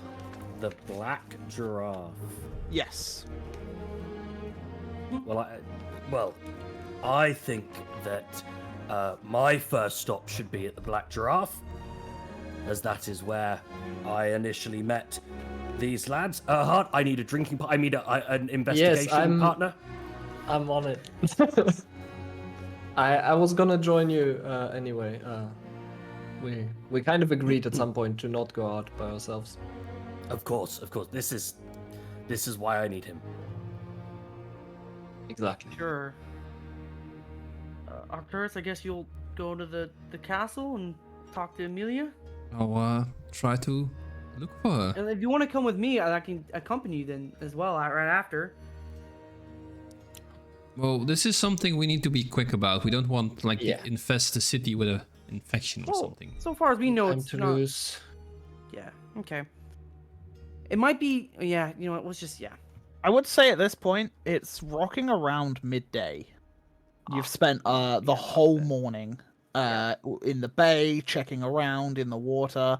Like, quite a few hours have passed, and yeah, it's like the sun is like the center of the sky, like directly above. Like, it's hitting midday at this point. I'll kind of just tap Galoin and then just motion the Maeve. I'm just gonna start heading off to the sea shanty tavern. So yeah, you If may you see even Gloin, Koilash as well, you know. They're gonna be together, so I'm sure I'll find both. you may even Gloin start heading towards the Sea Shanty Tavern. Yep. While Grint and Erhard start heading towards the Black Giraffe. So, all of you begin walking together towards the docks because it's all in the same location. And as you do, you are also accompanied by Arcturus and Shion until they get to the docks so that they can peel off to the location. So you all awkwardly go, yeah, let's go, and then all go the same way. As we go out, I would like Olaf is still in the bay.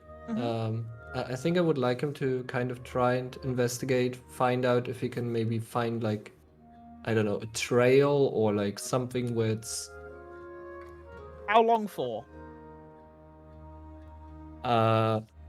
until I call him back. I don't know. Sure. Just Okay. indefinitely for now. Yeah. Not a problem. Until he finds something where it's like thicker or like maybe more of the veiny stuff or something. Yeah. So we will go to Arcturus and Shion first, as you guys are a little bit further away. But yeah, the pair of you head towards the cathedral. And as you do, I'll just chuck you over to this map so you know whereabouts you are. You guys are over here towards the cathedral. And as you walk up towards the gates, the guards allow you in entry. You can speak to them if you wish, or just wander on in yourself. It's entirely up to you. I think we're gonna wander on in straight Yeah. away. Sure. You wander on in, and where is your destination? Where are you heading towards? Well, we are obviously looking for Emilia. Yep. So wherever like is the most logical place she should be. I'm The gonna only- walk back, yeah. and maybe I am gonna talk to the guys. We request an audience with Emilia Ackleton, please. By all means, we'll see to it done. And yeah, he wanders off and heads towards a location where Amelia might be in a huge cathedral. Smart move, yeah. Shion. Yeah. And as you two wait a little while, the guard, after about 10 minutes, returns back and, yes, she will meet with you in one of the side chambers. Follow me. And he leads you towards this room. And as you walk on in, you see Amelia stood in there speaking with a dwarvish fellow. And as the two are talking, you walk in and she says, I'll talk to you later. Greetings, Iron Vortex. How may I help you? Miss Eccleton, we require some help with some disturbing things we found in the bay. Yes, well, by And all means, how may I assist? We did some investigation on possible things happening around Serpent's Bay and the serpent itself. And when we were in the water, we saw tuna being infested with black veins. And I put out like the sample that I have. Yeah, you present it to her. Yeah, but I just like be careful of it. How fascinating. And you said multiple? Yes, I've seen at least 6, 7.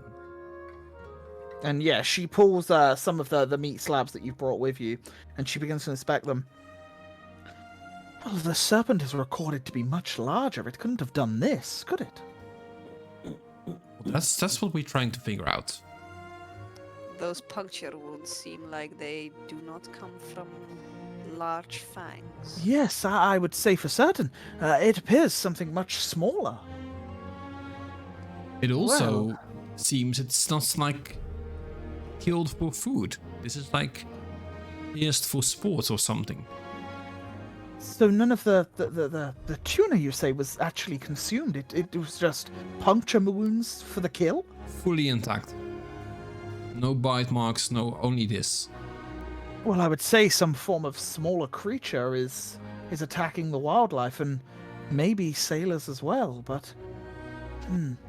See, our reports indicate that the sea serpent itself is able to produce some form of icy breath. It can create icicles from roaring towards ships and freezing people whole, as well as some of the wildlife that we've found. But this indicates that there's another party involved.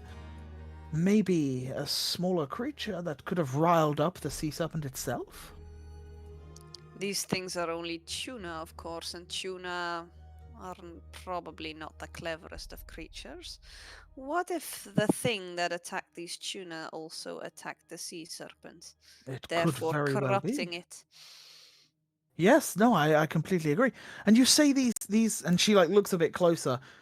What are they, like strands? Like It like seems it worms? seems like some sort of disease after some small experiment on it. This is terrible. Do we believe it to be magic in nature? It has a arcana nature, yes. That is terribly worrying, especially for a city such as this that fears magic already. For now, if you wouldn't mind, I think we should keep the arcanic nature of this a little hush. We wouldn't want to send a widespread panic. I think I will put out a decree that maybe the sale of fish to be halted for at least a short time. Therefore, the citizens do not consume any of this. We wouldn't know what the properties would do and if it could be harmful or not. We also found some fish half frozen, so that might have been the sea serpents doing so. Yes, I believe there has been some issues with fishermen trying to sell magically enhanced fish within the docks. There are ever-frozen fish salesmen now, apparently, which appears to be a slight problem, but we are under wraps with that. But yes, I believe the sea serpent itself is able to freeze quite a large area. One ship did return with the entire figurehead and front of the ship completely encased in ice. So, yes, I believe that is the serpent's doing itself, but as for these black strands and whatever this is, I do not know. We have had no reportings of creatures that could match anything like this. Is there not a physician or anyone near who may have some more information about this sort of disease? We do have Or some even scholars. creature. We do have some scholars from the Ravenson's Tower, which are in the city at the moment.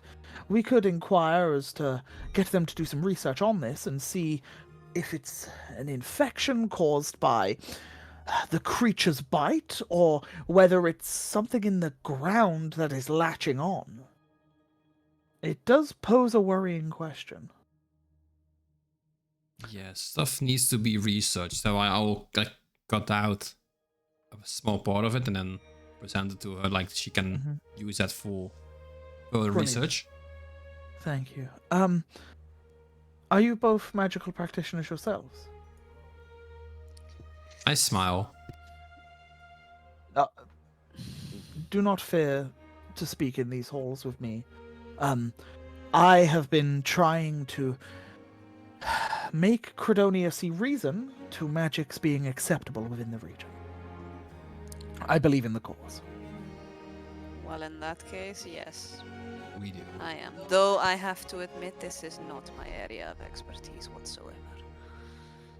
Very well. Well, at least, if you are to go out to sea and fight this beast, at least the pair of you will be hopefully capable enough to fend off of its attacks. I dare not just... I worry that the more people we send that are unable to contain such a creature, the more lives we lose for no reason.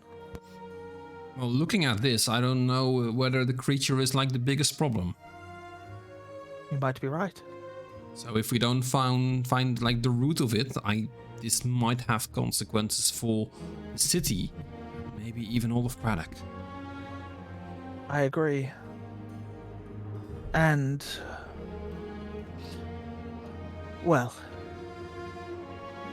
I will send for the Ravenson's Tower scholars to come, and I will get them to begin investigations upon this immediately, and we will try to acquire some more whole tuna to see if we can undergo any more research as to the true extent.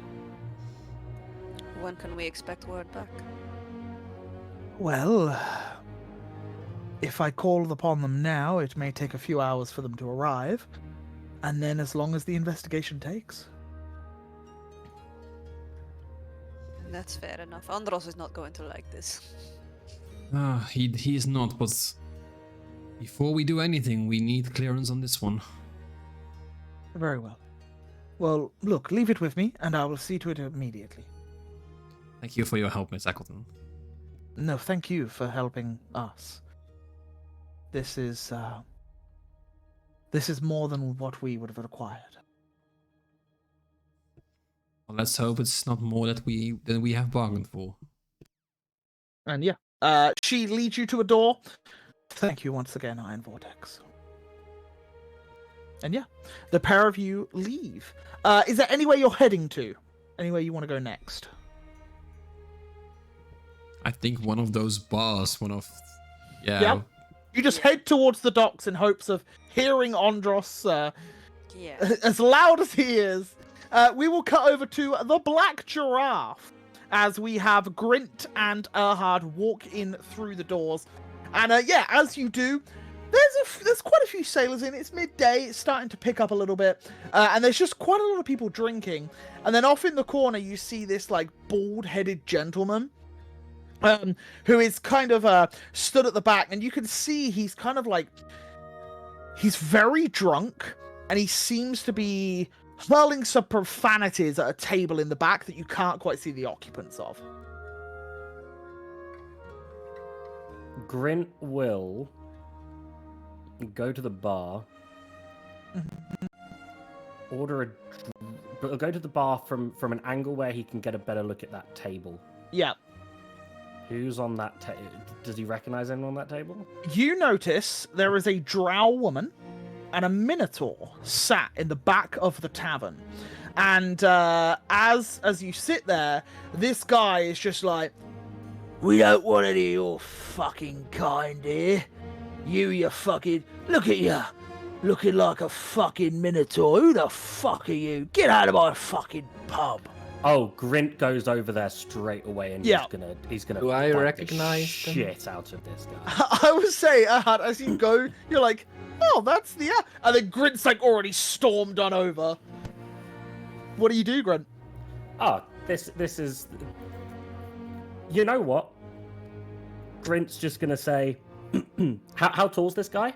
Oh, he's like 6'1". He's quite built, quite a stocky bloke. He's wearing like a black leather jacket with like a short, like the sleeves cut off, and you can see like all tattoos of like compasses and like anchors, and he's like, "I'm a sailor and I'm a tough guy," sort of guy. Grand. Grint's gonna, because this is a two-handed weapon, I suppose, pick up a chair and Yeah. go, "Why don't you pick on someone half your size?" And smack the chair across this guy's face. Yeah, and as you smack it across, roll me a strength check, just a flat strength check. Sure. It's not a very hard DC because he is drunk. He was completely caught off guard. Yeah, 12 is perfect. As you just smash it across him, and he like stumbles, hits the wall, slides down the wall, and is now like lower than you as he's like on the floor, and like everyone's like looking up to see what's going on, and then the Minotaur in the corner just starts like chuckling. He just lets out this almighty chuckle, and he's just like, "Yes, you're puny." And like as he points towards the guy that's now just on the floor, and this guy's just like, "What? Oh fuck!" As he like looks at you, Grint, realizing who you are, and he's just like, terribly sorry, Grint. Sorry. What kind do we not accept in here? Mine. Me. Yeah. Yeah. Can I get up? I put my hand down and I help pull He him up. very gingerly goes for it, and then as you pull him up and like you proper wrench, like he's like, "Oh!" Like as you pull his arm a little bit, and he gets up, he's like, "No, I'm really, sorry, folks." And he pulls like 4 silver out of a pocket and he puts it on the table. Drinks on me. What's the bar that Andros and Maeve have gone to?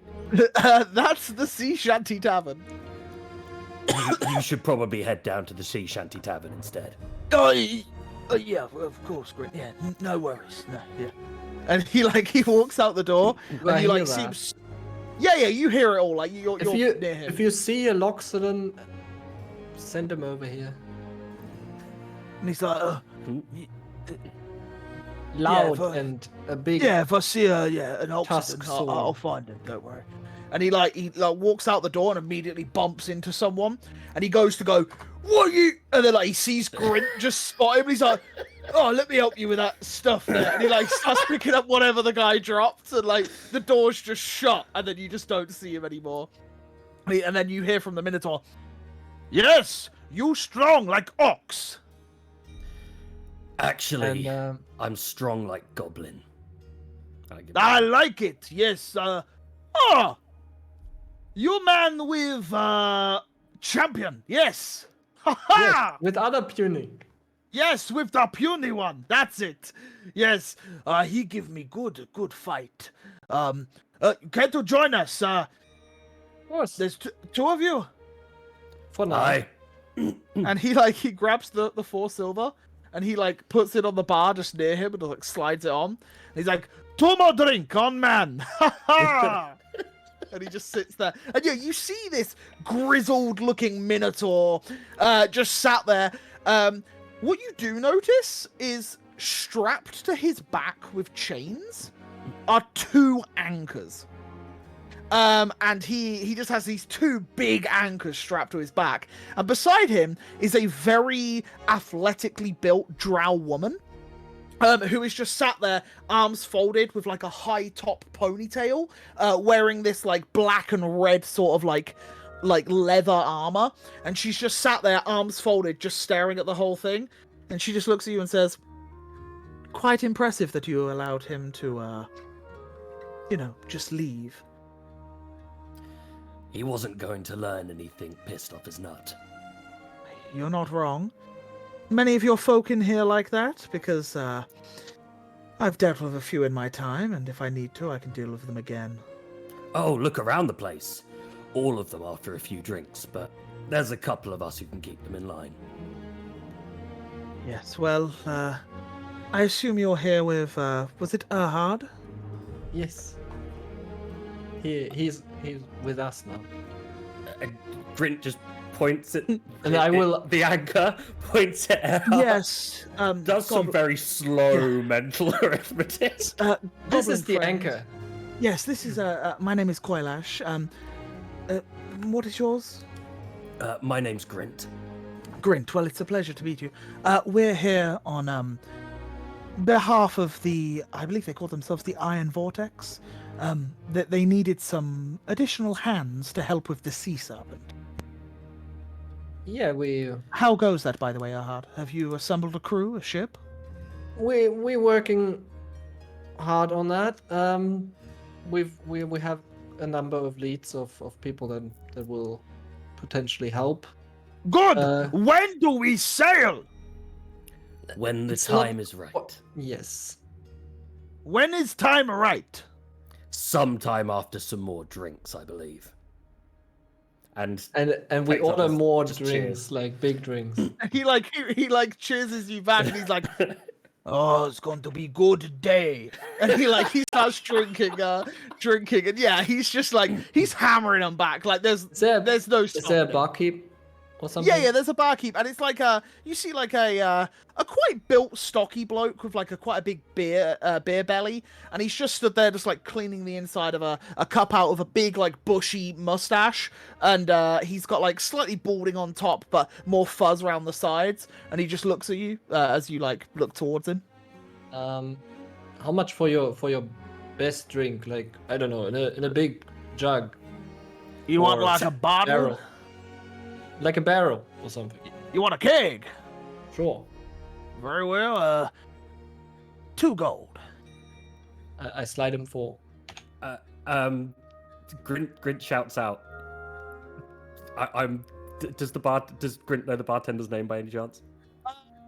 As you look up, you do see that he goes by the name of Thistle. Thistle, he's with me. Okay, and he slides 3 gold back your way.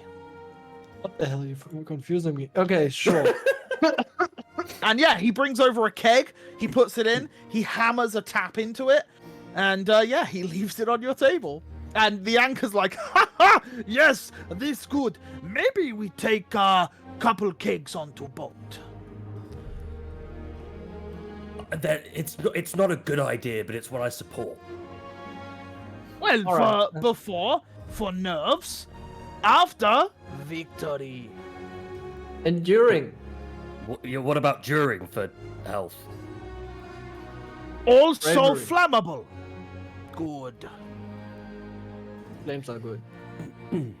So, Mr. Anchor, Koilash, what's your story? Yes, well, Captain Ship, sail out a month ago. Ship get under attack from Sea Serpent.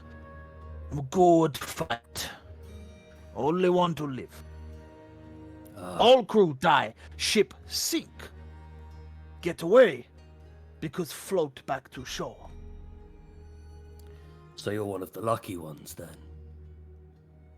Lucky that to get to have revenge. Unlucky that didn't kill the first time. And, Koilash, yourself? Well, you see, I guess you're with them. I used to be a pirate. Back in my day, I left Veritas a long time ago, but returned quite recently in the hopes of finding someone. When returning, my ship was attacked.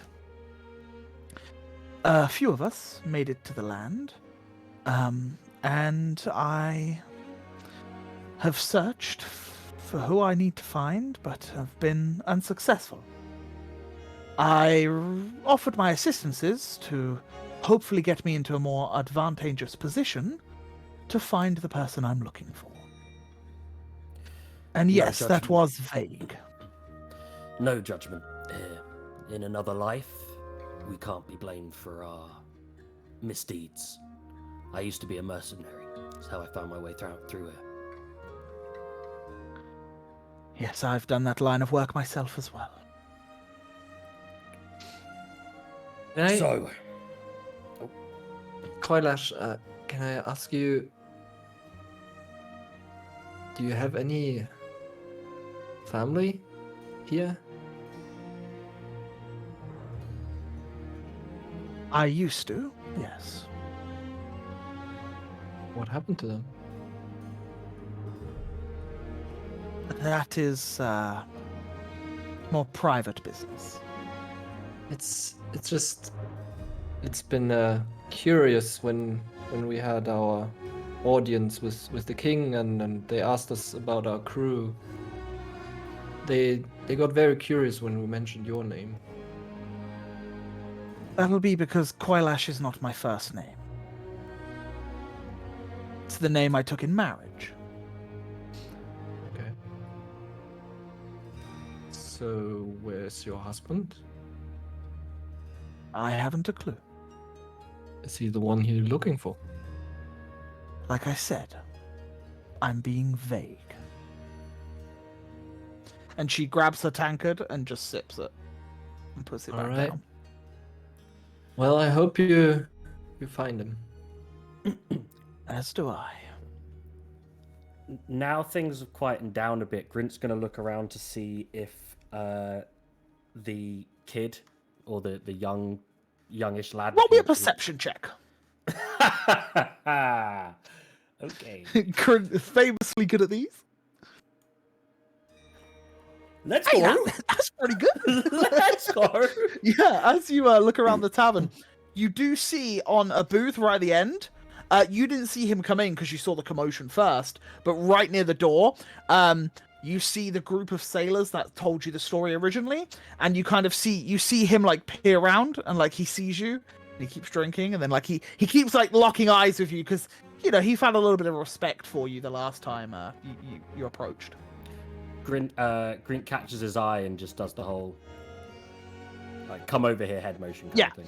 And he runs on over and like you see him like say, I'll be back in a second, and he runs on over and he's like, oh, hey Grint, How are Fill you? up. I point at the keg and just say, fill up. Take a seat. Oh, thanks. Oh my lord. Pleasure. And he like looks at like the anchor and he's like, ha! Yes, more friends. Drink more. And yeah, he like clinks his tankard with him. And yeah, this young lad sits down next to you and he's like, so yeah, how are things? This is gestures at the kid because I never asked his name. You gesture at who? Sorry. I The gesture kid. at the kid Yeah. to he's share like, his name. Yeah. Oh, yes, Samuel Biggleswee. Pleasure. Yeah, I used to be a fisherman. Then I went into more cargo hauling, sailing, and then the ship sunk, and I got away in a rowboat. So Samuel here also ended up in the water at one point against the sea serpent. Oh yeah. Anchor, did you get a good look at that sea serpent when you're underwater? Good luck. No, you see, sea serpent attack. I got angry, so jumped at it. Anchors out. Stab, stab. It hit me. I went flying. Next thing I know, beach. You fight with those. Oh, yes! They don't call me Anchor for nothing. When I hit something, it hits the bottom of the ocean, just like an anchor. That's pretty cool. Samuel said it's like, oh, wow. He's just amazed. Grint doesn't like showing when he's impressed. Grint Yeah, is clearly impressed. Yeah. Well, Samuel, Yeah. you're not crazy. And Thanks. anyone who says you're crazy for anything you saw is very, very wrong. Sorry. We're going to need you to stick around with our group for the next day or so. Yeah, We'll, okay. you Do you need might a hand be on the our- ship? I could help. Okay, let's take it back one step there. Oh, okay. And you saw things on that beast that Yeah, seemed to, the scratches and like the veins? Yeah. yes, they seem to be very much real. And we've got other members of the group currently digging into that situation. So, until we hear more, it's probably best you stick around with us. Have a few drinks, but Yeah. don't get too drunk. Yeah, sure. Yeah. I'll pace myself. Okay, yeah. Oh, well, thanks, I guess. It means a lot. Yeah, like all my friends just said I was stupid, but yeah, thanks. So whilst we wait for the others, anyone know how to play liar's dice? Oh, yes, let's go! And he pulls out a bone dice set, and yeah, he just starts like playing the games with you. And while that's happening, we'll cut to Andros, Maven, Gloin as you all walk inside of the Sea Shanty Tavern. And as you walk on in, yeah, there's a load of the crew that you recognize. You see Gordon sat over by the but in the corner where he normally sits, the one-legged wooden guy, and he like raises a tankard when you walk on in, and then it goes like really quiet as you walk on in, as if they're expecting something. And then you see the Goliath behind the bar, and even he like silently, they all look towards you as you walk in. And a random sailor just goes, "So come on in, out with it. What's happening? What's the word?" I walk up to the bar first, and I just pass 2 silver. Give me a drink, whatever that will do.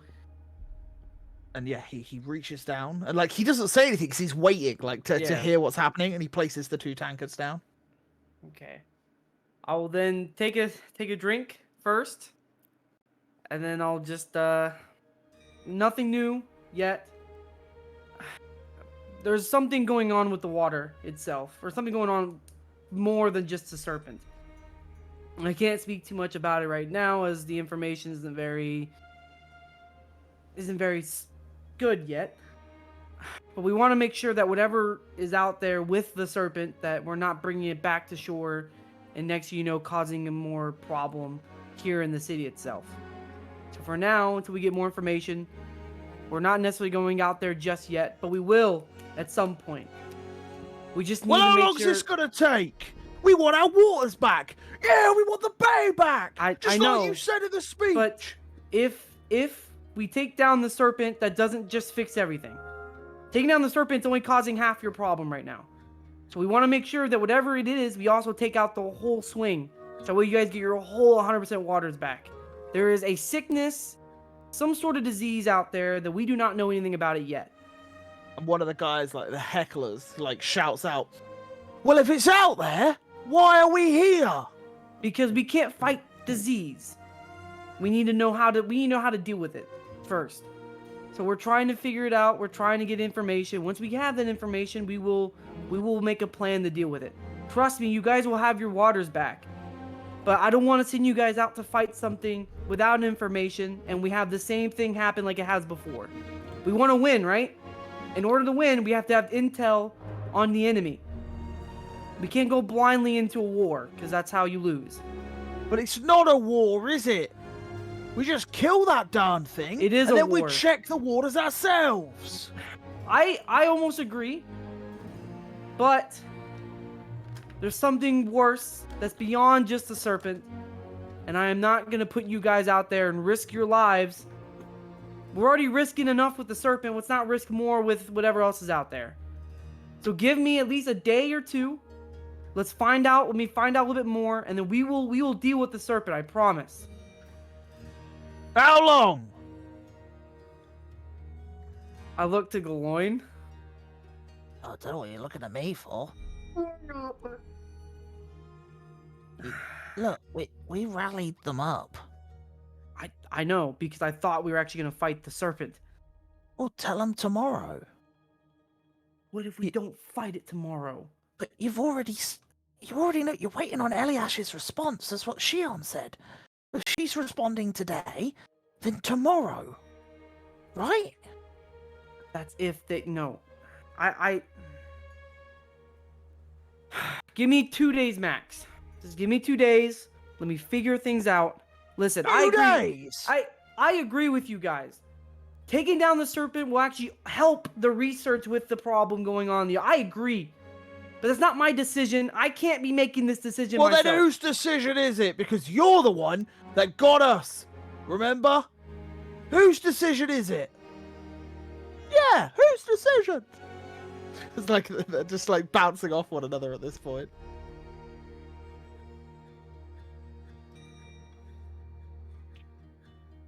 You know what? No, you're right. It is my decision. And my decision is this. I'm not going to take you guys out there to fight something we do not have good information about. So I am calling it off for the day and maybe even tomorrow. If we do fight tomorrow, that will be... But I'm telling you, just give me 2 days to make sure this isn't something that's going to affect you guys. And once we have that information, then we'll be fine. One of them just stands up. All that talking? And for what? He stood in here telling us the whims and the woes of getting back on the sea and taking back what belongs to us. And now he wants us to wait days upon days. You want to know the truth? Go out there you want to anyway. know the truth? You want to know the truth? He looks at you. I look to Maeve because I Maeve running shrugs. out of...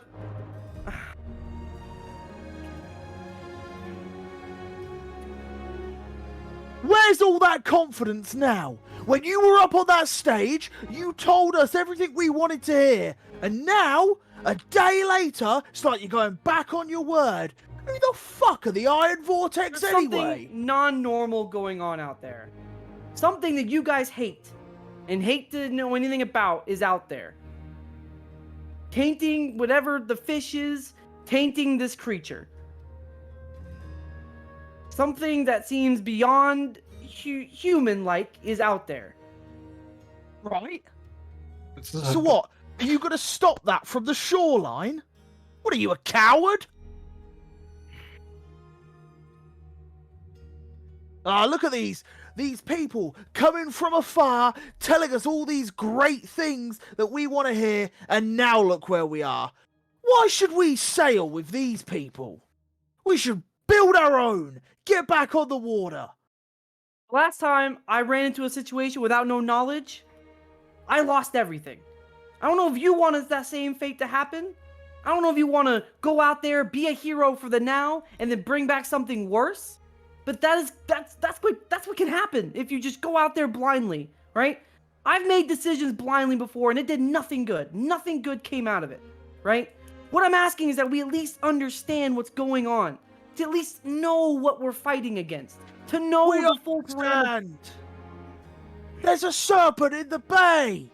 It's killing everyone. It's stopping us from our livelihood. We just want to stop that so we can get back out there and continue to live. It's been a month. A month without a ship crossing the bay. Do you know what that's like? No, you don't, do you? I can't afford to feed my kids. Yeah, I can't afford to feed my family. And they all just start shouting.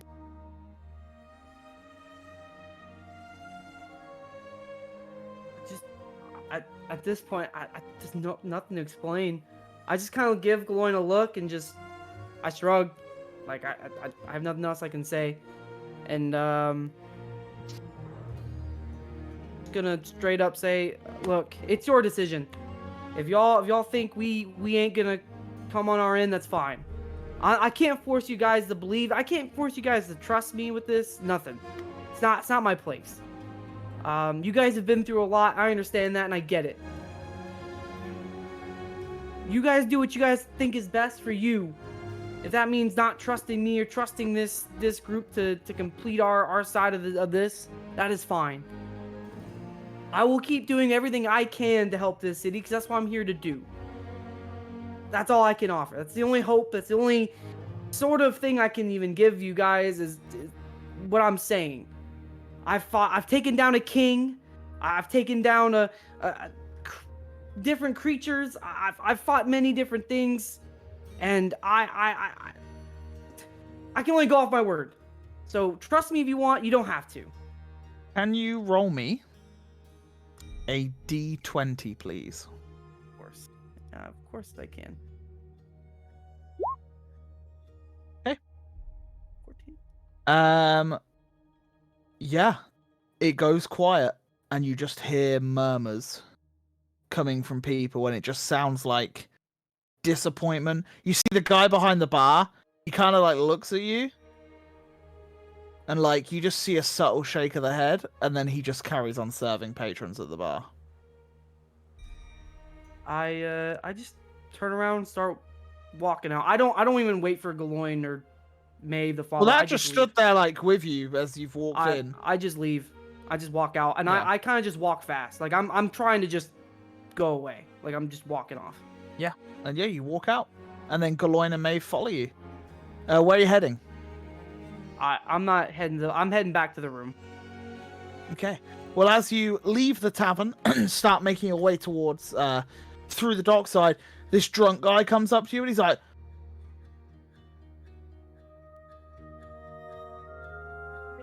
"They're at the Black Giraffe. Grin, Grin, sent me to get you." Mm-hmm. Thank you. I'll just. You're a strange fella, aren't you? Yeah. Thank you.